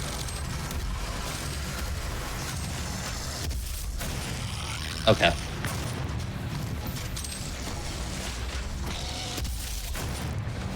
There we go. This fight, shout out to Bite Me and All Uppercase for helping me optimize it. There were several iterations, and I took what we learned in 100% and applied it to 0%. Whew. Ooh. So it makes this fight a lot safer and a lot quicker by instantly killing the pinkies and specters that spawn in. I mean, we can instantly kill them in 100%. We just do it a little differently. Yeah. Yeah, one of the mission challenges for this level as well is that you kill two Caco demons at the same time with like one trigger pull. And this is a spot where 3 of Cacos spawn in. So it does have to be a little bit careful to just make sure that those Cacos die at different times, or he would pop that challenge, which would be banned in this category. Conveniently, it's actually more annoying to this area because there's a barrel that's hidden right in that corner. Yeah, I remember. That's killed a that's killed a run or two from mine. Yeah, I remember watching Red doing this run, Red Warrior, and he hit that barrel completely by accident and killed the Mancubus. And he saw that little challenge pop up, and he just sat there and stared at the screen for like 30 seconds, silent. And it was just like, oh, Red. Yeah, poor guy. That's how it goes. This run, you lose it, and you just it's just life ending. Your soul hurts a little bit. Yeah, because you're so deep into it. You're so deep into it, and a lot of the time, it's so difficult. Oh, this Mancubus is still alive. There we go. Yeah, the Mancubi have to die in order to get the Revenants to spawn in, and then the Revenants have to die in order to spawn in the next set of Mancubi. Or sorry, the Caco demons, and then the Mancubi. Yeah. I got my phases backwards. There they are. So again, got to be a little bit careful of AoE damage to make sure that both Cacos die at different times for that mission challenge. And then the Cybermink. Thought of that in that section. That's worrying. Yeah, well, it's pretty rare. It's pretty hard to do on 0% just because you don't do a lot of AoE damage yourself. So it's generally not an issue, but yeah. So the Cyber Mancubus was the one you just saw there. That's the one that fires that green slime attack. That's actually the single biggest enemy health pool in the game. This being the Baron of Hell has the second biggest health pool.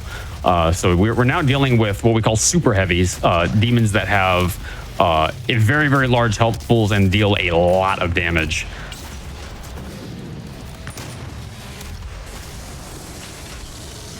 By shooting 3 rockets into that Mancubus when it spawned in, I can cycle this next phase with minimal amount of damage. Because enemies will start spawning in before enemies are actually killed. That they just need to get down to a low enough health. So to maximize the amount of ammo we have, we only need to shoot it 3 times. Boy, this sure looks like a boss fight's coming up. No. Big hallway with lots of ammo and armor. And the BFG, that looks a little bit familiar.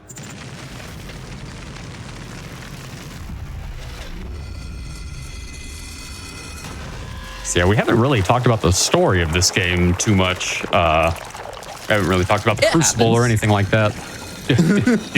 do the people at home care about the story? Probably not. We're going to tell you anyway.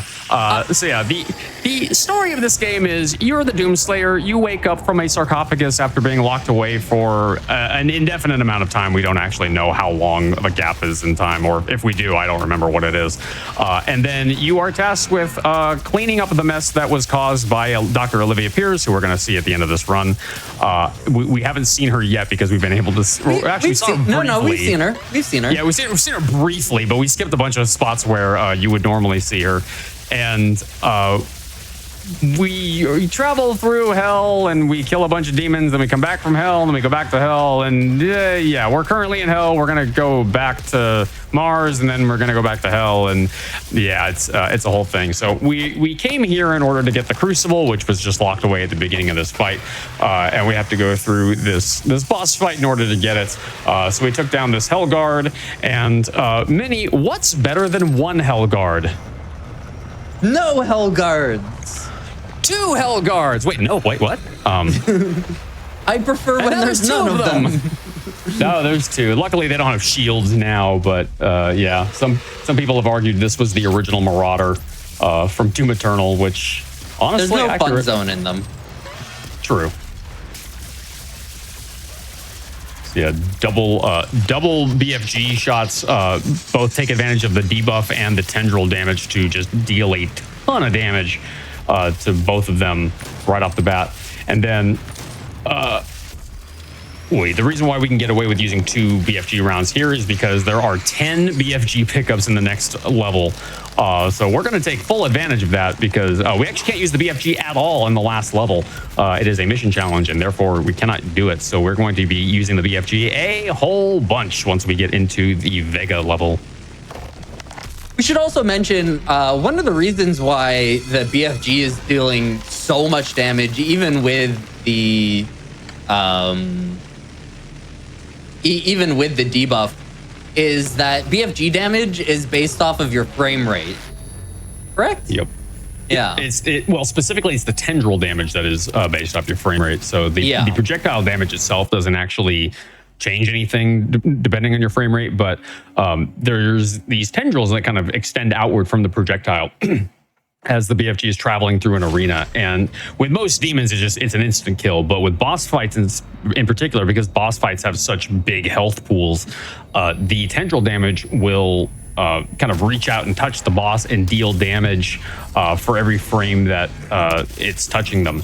Well, at 60 frames per second, it's going to do, you know, kind of like what you would expect to be a normal amount of damage. But then once your frame rate climbs above 60, more frames means more damage. And so you saw it in the last fight how the health pool just kind of drained to almost nothing right away. And that's because of that, the way that health pool worked. Minnie also did an animation swap there in order to skip grabbing that doll. That doll counts as a secret, and so if he picked that up, that would have actually progressed mission challenge, but can't do that in this category. So he very precisely timed when he swapped weapons in order to skip that animation. I just shot the ground. All you have to do is shoot the ground. I thought you switched weapons because I saw the plasma rifle come up. That might have been because of the jump animation there. Yeah. Or no, it's all you have to do is just shoot, and that'll it's super easy to do. I always swapped weapons because I just found that to be easier.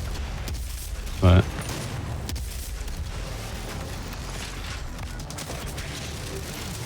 well, swapping weapons will make it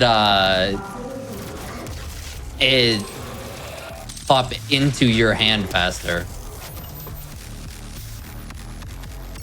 Okay, there is something still alive. Where are you? Nice. Yeah, pretty much the idea for this level is just BFG before anything can properly spawn in. Not really too much else to it. Someone in chat said, "Oh, Minnie does blink." Am I? Yeah, your eyes have been wide this whole run because you have to really pay attention to what you're doing in this category. I have to pay attention so much. Yeah.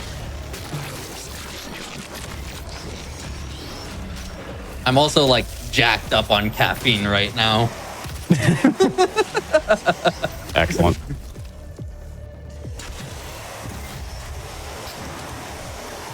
So yeah, this is actually a little side area. This is supposed to kind of count as a secret area, but it doesn't actually trigger a secret in the game, so you can go here, but you can actually skip this whole thing. The reason why we're coming in here is because there's a bunch of things to pick up and little goodies that we want to grab, including a mega health that we're going to pick up in just a second.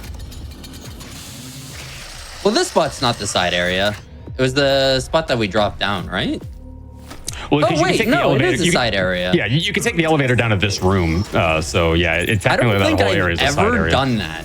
Not even, like, casually. That's funny. Yeah, if you played this game yourself, you probably got to this room and broke each of the coolants one at a time. Yeah, we're not going to do that. We're gonna break them all at once. We're gonna break two at once, and then we're going. Yeah, but we're not gonna cycle each fight separately, is what I mean.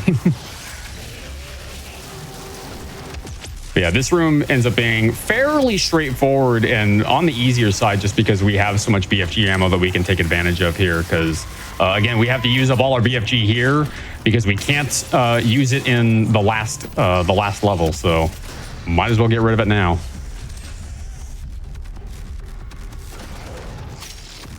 I heard an imp. I heard it too. Oh, there it is. X. Ooh. Nice boost. All right. And then, fun fact, you can get over this laser a little bit early if you just do a really well-timed Gauss jump. Okay, show off. I saw that. This guy's stunting on chat.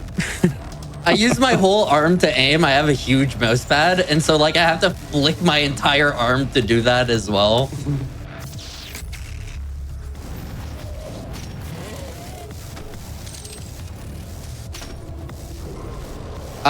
So in this fight, we are going to be using all our BFG because, as we said earlier, the next level we can't use any BFG. So dump it now. Yeah. Why are you still alive? That's weird. He usually gets hit by the projectile from the BFG. The fact that he's still alive is weird. Yeah, this actually is kind of convenient because after we get to the end of this level, that's actually going to be a good time for our second break, since the Argentineur, the very last level, is the longest one in the game. In this category, rather. All right. Here is another buffered rail boost. If I can actually get this. Yo, let's go. That was sick. That was spooky. Yeah, actually a slightly different setup than I used for that one. I have a slightly different lineup spot. Nice one. Thank you. I've been messing that one up in practice so much. Yeah, those are pretty. I mean, they're easy We didn't get boosted. combat rating. We didn't? Nope. Look at. Oh, I see it. Yep, I see it. Yep. Yeah. So this is a very deceptive run. little thing that some levels will do. Vega in particular is another one where combat rating gets can be a little trolly. It looks like it's complete, but if you look really closely, you'll see like one pixel is open in there, and even though the thing flashed, right you can see it. It didn't quite complete, even though it was flashed yellow, which shows like it's done. Yeah, so we're gonna pause right here, and we're gonna take another break. But yeah, it's unfortunate. It's now invalid, but it doesn't really matter. It's a marathon showcase. So folks, we're gonna take another quick break, and then when we come back, we are going to be going into the second half of this run. I'm kidding, of course, but it is definitely a long run. So we will be back in just a little bit. Get up, stretch your legs, use the bathroom, do whatever you got to do, and we'll be back soon. Welcome back to Crosshair here on the GDQ Hotfix. We are wrapping up our run of the day, which is Doom 2016, 0% full combat rating, Nightmare with Minifish. So Minifish, let's go through the last level, which is only going to take like 5 hours or so. Give or take. All right. 3, 2, 1, go. So going into this level, the hardest thing about it, and the thing you need to know about it, is there is a challenge to kill 25 demons with the BFG. Yep. Which means we can't use the BFG at all.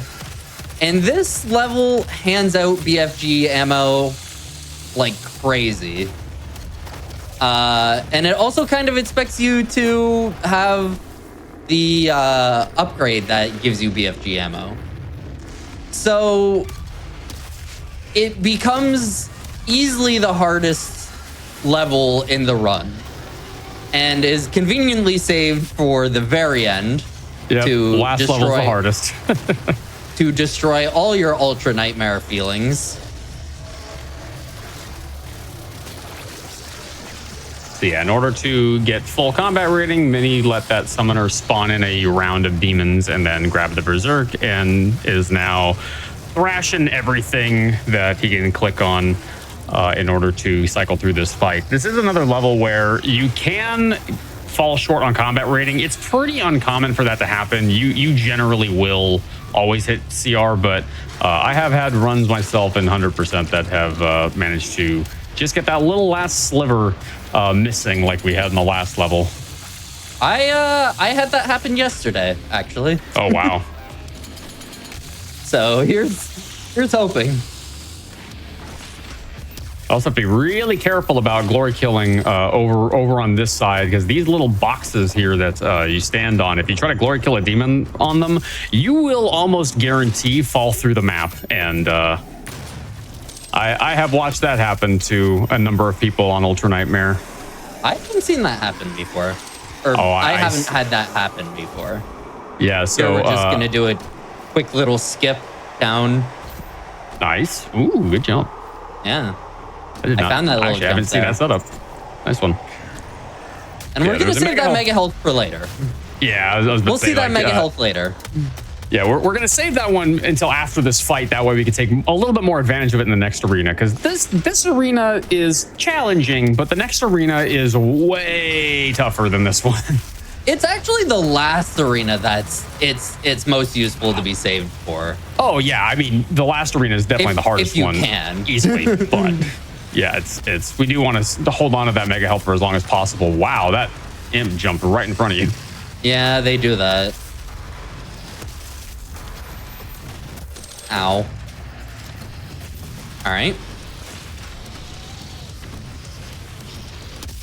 I'm already scared.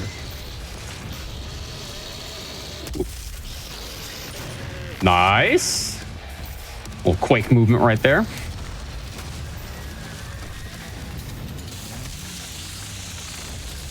Yeah, there's another level where there's fuel. Okay. Oh, that's unfortunate. There is fuel kind of littered around the level, but there isn't a ton of it, so he is going to be a little conservative with his ammo. It's in between the fights as well. Yeah, it's in between the fights, and there's not a ton of it, so he just has to be kind of careful. That was, wow, that's a clip right there. That was awesome. All right, what was the timestamp on that one? I gotta get the timestamp for that. That was awesome.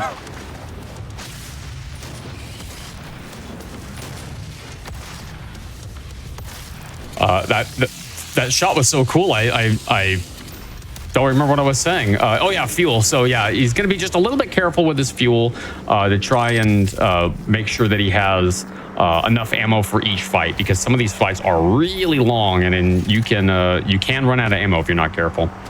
This is where we saved this mega health till now so that we could grab it here. And then going for a little skip here. Very nice. And this starts a cutscene. Fun fact, the audio will desync from the video here.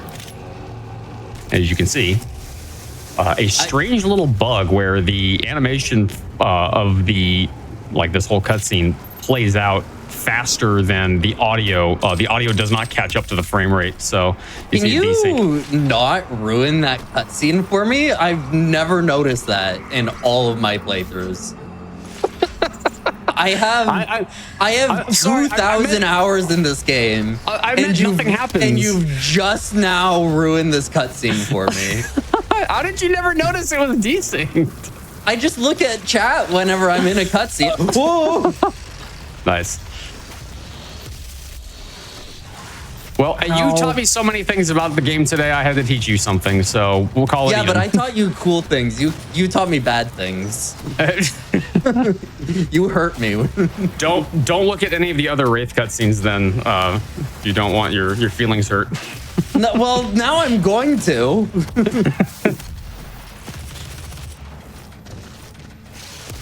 So here we're cycling through Hell Knights, which starts the next phase of this fight, which is going to be 5 Cybermanks.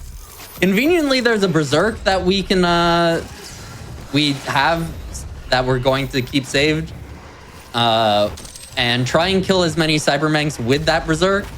But sometimes you only get 1, and sometimes you get 0 on world record pace, and that makes you cry. Well, it makes you cry. I don't cry. It certainly made me cry. All right, 1.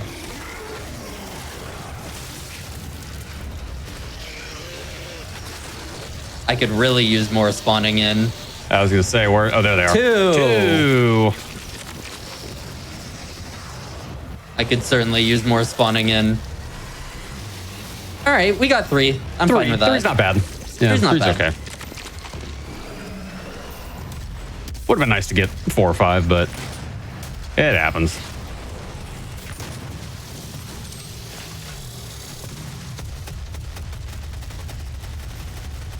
I am just getting peppered by Ooh, everything.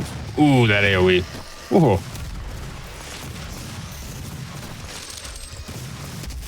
Yeah, sometimes you got to take a quick time out to grab ammo, but this fight in particular is very long, and so ammo conservation is very important.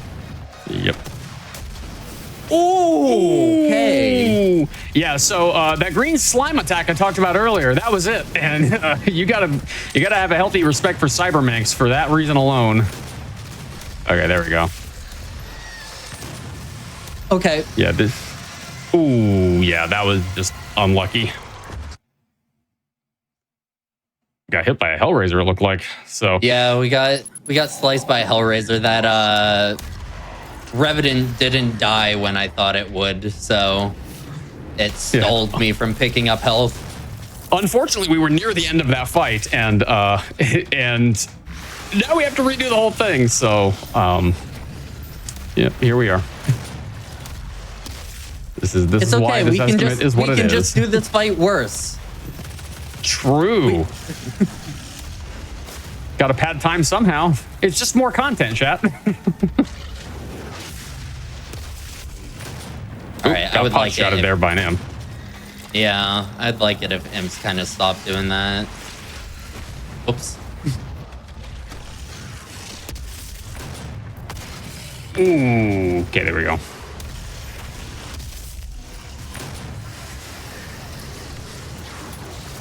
That's fine. I didn't want shotgun ammo anyways.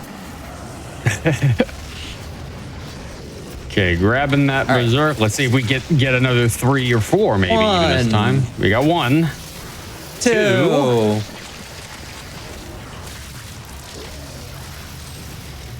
3. 3.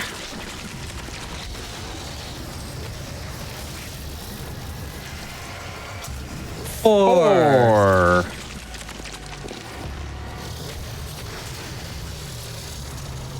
5. Not bad. That's actually pretty good. 5 is a good number to have for Berserk in this arena for Manx. So, well, so the issue is that the Baron is supposed to spawn now and is not. He will. He will. He's at T right now.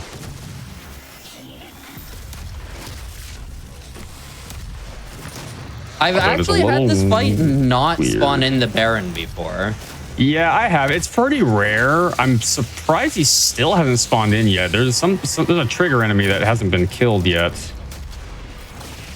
Normally it's these razors. Yeah, oh, it might be the Revenant this time. That Revenant is usually dead by now.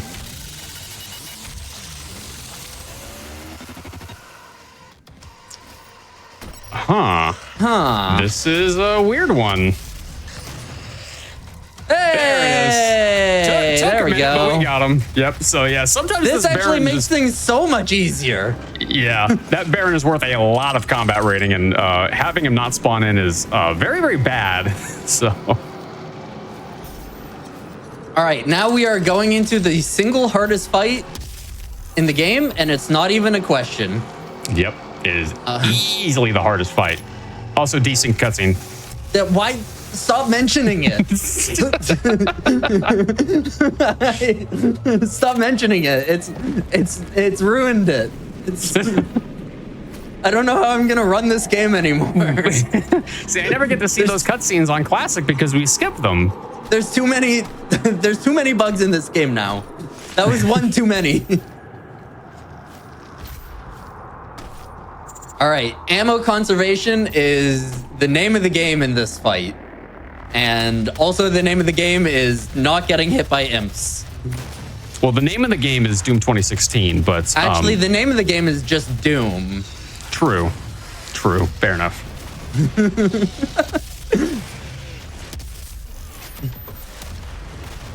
Uh-oh. Ooh, almost. Yeah, imp projectiles are very fast and they deal a lot of damage on nightmares, so you gotta be very careful to not take a pot shot from one of them.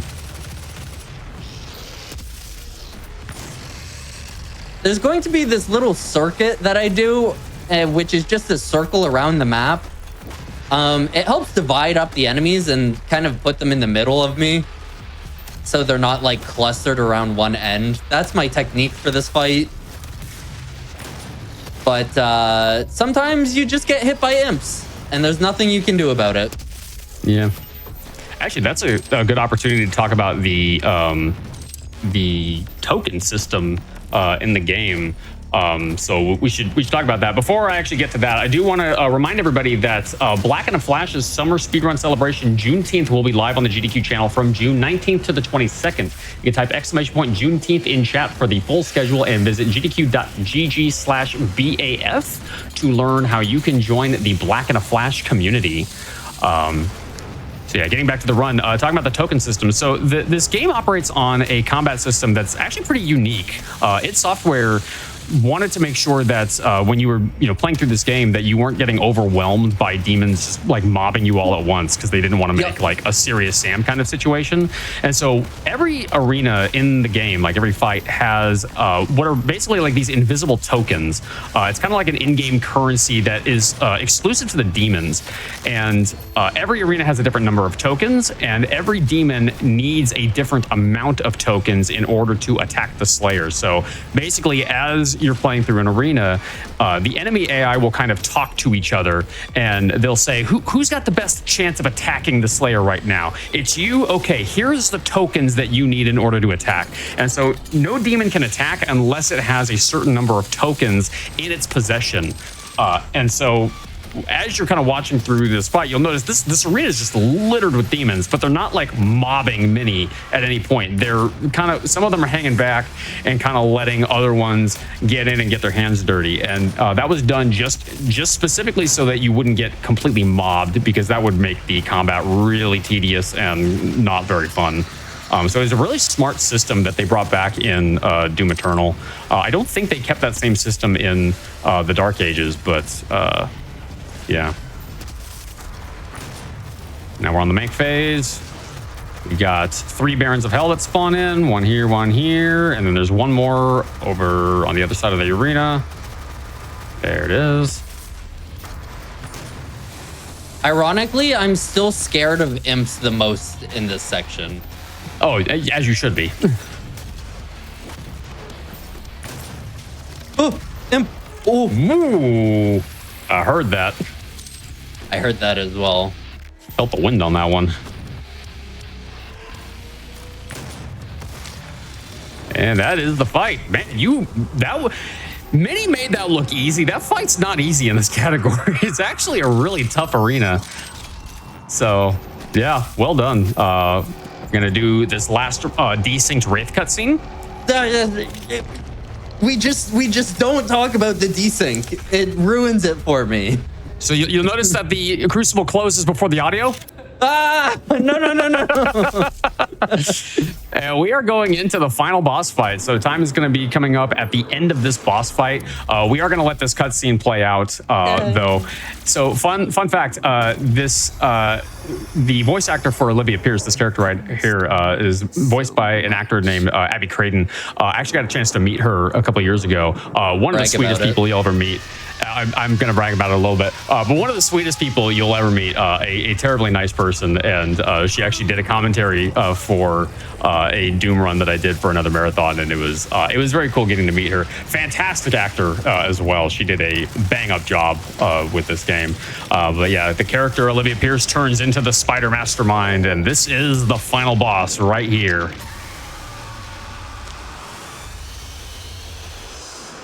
This boss fight is ironically one of the easiest boss fights in the game. Yep. Yeah, it's very it's kind of like it's not a Souls boss in the sense like the combat is like Souls, but if you know what the attacks are and you know like what to look out for, they're pretty well telegraphed and you can avoid them pretty easily. Or you just don't let her attack at all. Yeah, I mean, yeah, in the speed run, you're going to damage her so much that she's now going to be injured, as you can see. And a couple of well-placed BFG rounds drains her health to 0, and time is going to be coming up as soon as we initiate the glory kill. But we're going to check first. 71, this should be 72. 72, yeah. We have no upgrades for any of our guns. We have no upgrades for anything else. None for our health. And this page doesn't matter. And we will be coming up on closing up the time in about 3, 2, 1, stop. Jeez. Man, you made excellent time on that one. We accounted for a little bit more resetting problems in certain arenas in the last fight. Yeah, you managed to clear out that last fight first try, and boy, cut that time down considerably. So very, very well done. Give us some shout outs. Tell us what you're up to in the speedrunning world, and where can we find you? So my shout outs, let me pull up my notes page because I know I forget this. Shout out to the 0% community. Kioma, master of the 0% run. Red Warrior got me into 0%. Alter Bry guy, who recently got 3rd place in Nightmare. Bite me for initially getting the 0% run in. Shout out to my mod team on my Twitch chat, Kumi, Taylor Billie Jean, and shout out to the Doom community in general. Like people like Dangerous, Darve, Rytro, Slupcore, a bunch of different people continually motivating me. What I'm doing is you can find me at twitch.tv/minifish. I speedrun Doom 2016 if you didn't realize that. As Bite Me did, or not Bite Me, sorry, Dangerous did say at the beginning of this, he brought me back into this just for this run. I'm going to be learning 100% again, 100% Ultra Nightmare, and try and get my world record back on that. So that's my future plans. And that's about it. And the world's first sub 2 hour 100% run. Hopefully the 16. world's first. Yeah, I'd like a sub 2 hour. Yeah, we tried pushing that thing down to sub 2 hours in classic, and neither Darve nor I could quite pull it off. So maybe seeing it happen in Ultra Nightmare would be an interesting little that would mean that the Ultra Nightmare route is the optimal route. Well, it's a different category. But I mean, you can do it in classic. You can just go through. You just go through in the Ultra Nightmare. Okay, I'm gonna just say that this is like revenge for ruining that cutscene for you. That you're trying to ruin my precious baby Hundo Classic. I am. So okay, there was now. a time where I had the Ultra Nightmare run lower than the classic. And I wanted to message one of you and be like, hey, maybe you guys should use my routing. Just to troll you. You want to use your route. Smart guy. It just means that if you learned the classic route, you would probably wipe both of our times out the water. I'm not good at rail boost. Yeah, you'll figure it out.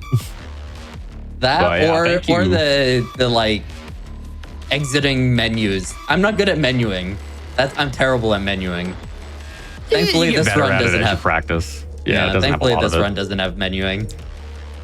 But yeah, well, thank you again for showing it off. We like I was saying at the beginning of the show, we wanted to show this off a few weeks ago as kind of a promotional event for Doom: The Dark Ages, and that didn't quite happen, unfortunately. But I'm glad we got to get you on the show, and also chat, put some GGs in for Minifish's first appearance on the GDQ Hotfix.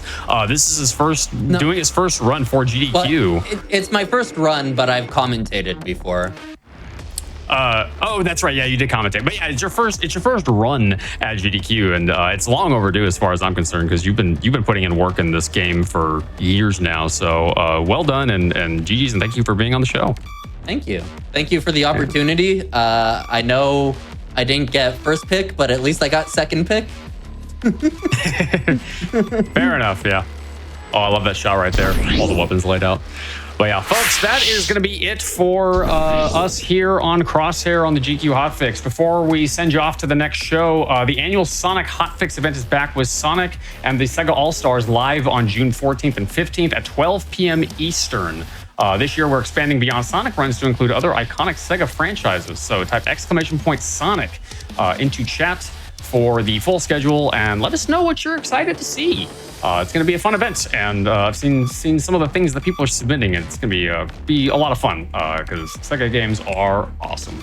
And that is going to be it for us here on Crosshair. Stick around for after the break because coming up next is Speedruns from the Crypt. And if you like Doom, good news, Doom: The Dark Ages is getting its premiere on Speedruns from the Crypt coming up next. So if you want to see what shenanigans we've been up to in that game, stick around to watch that.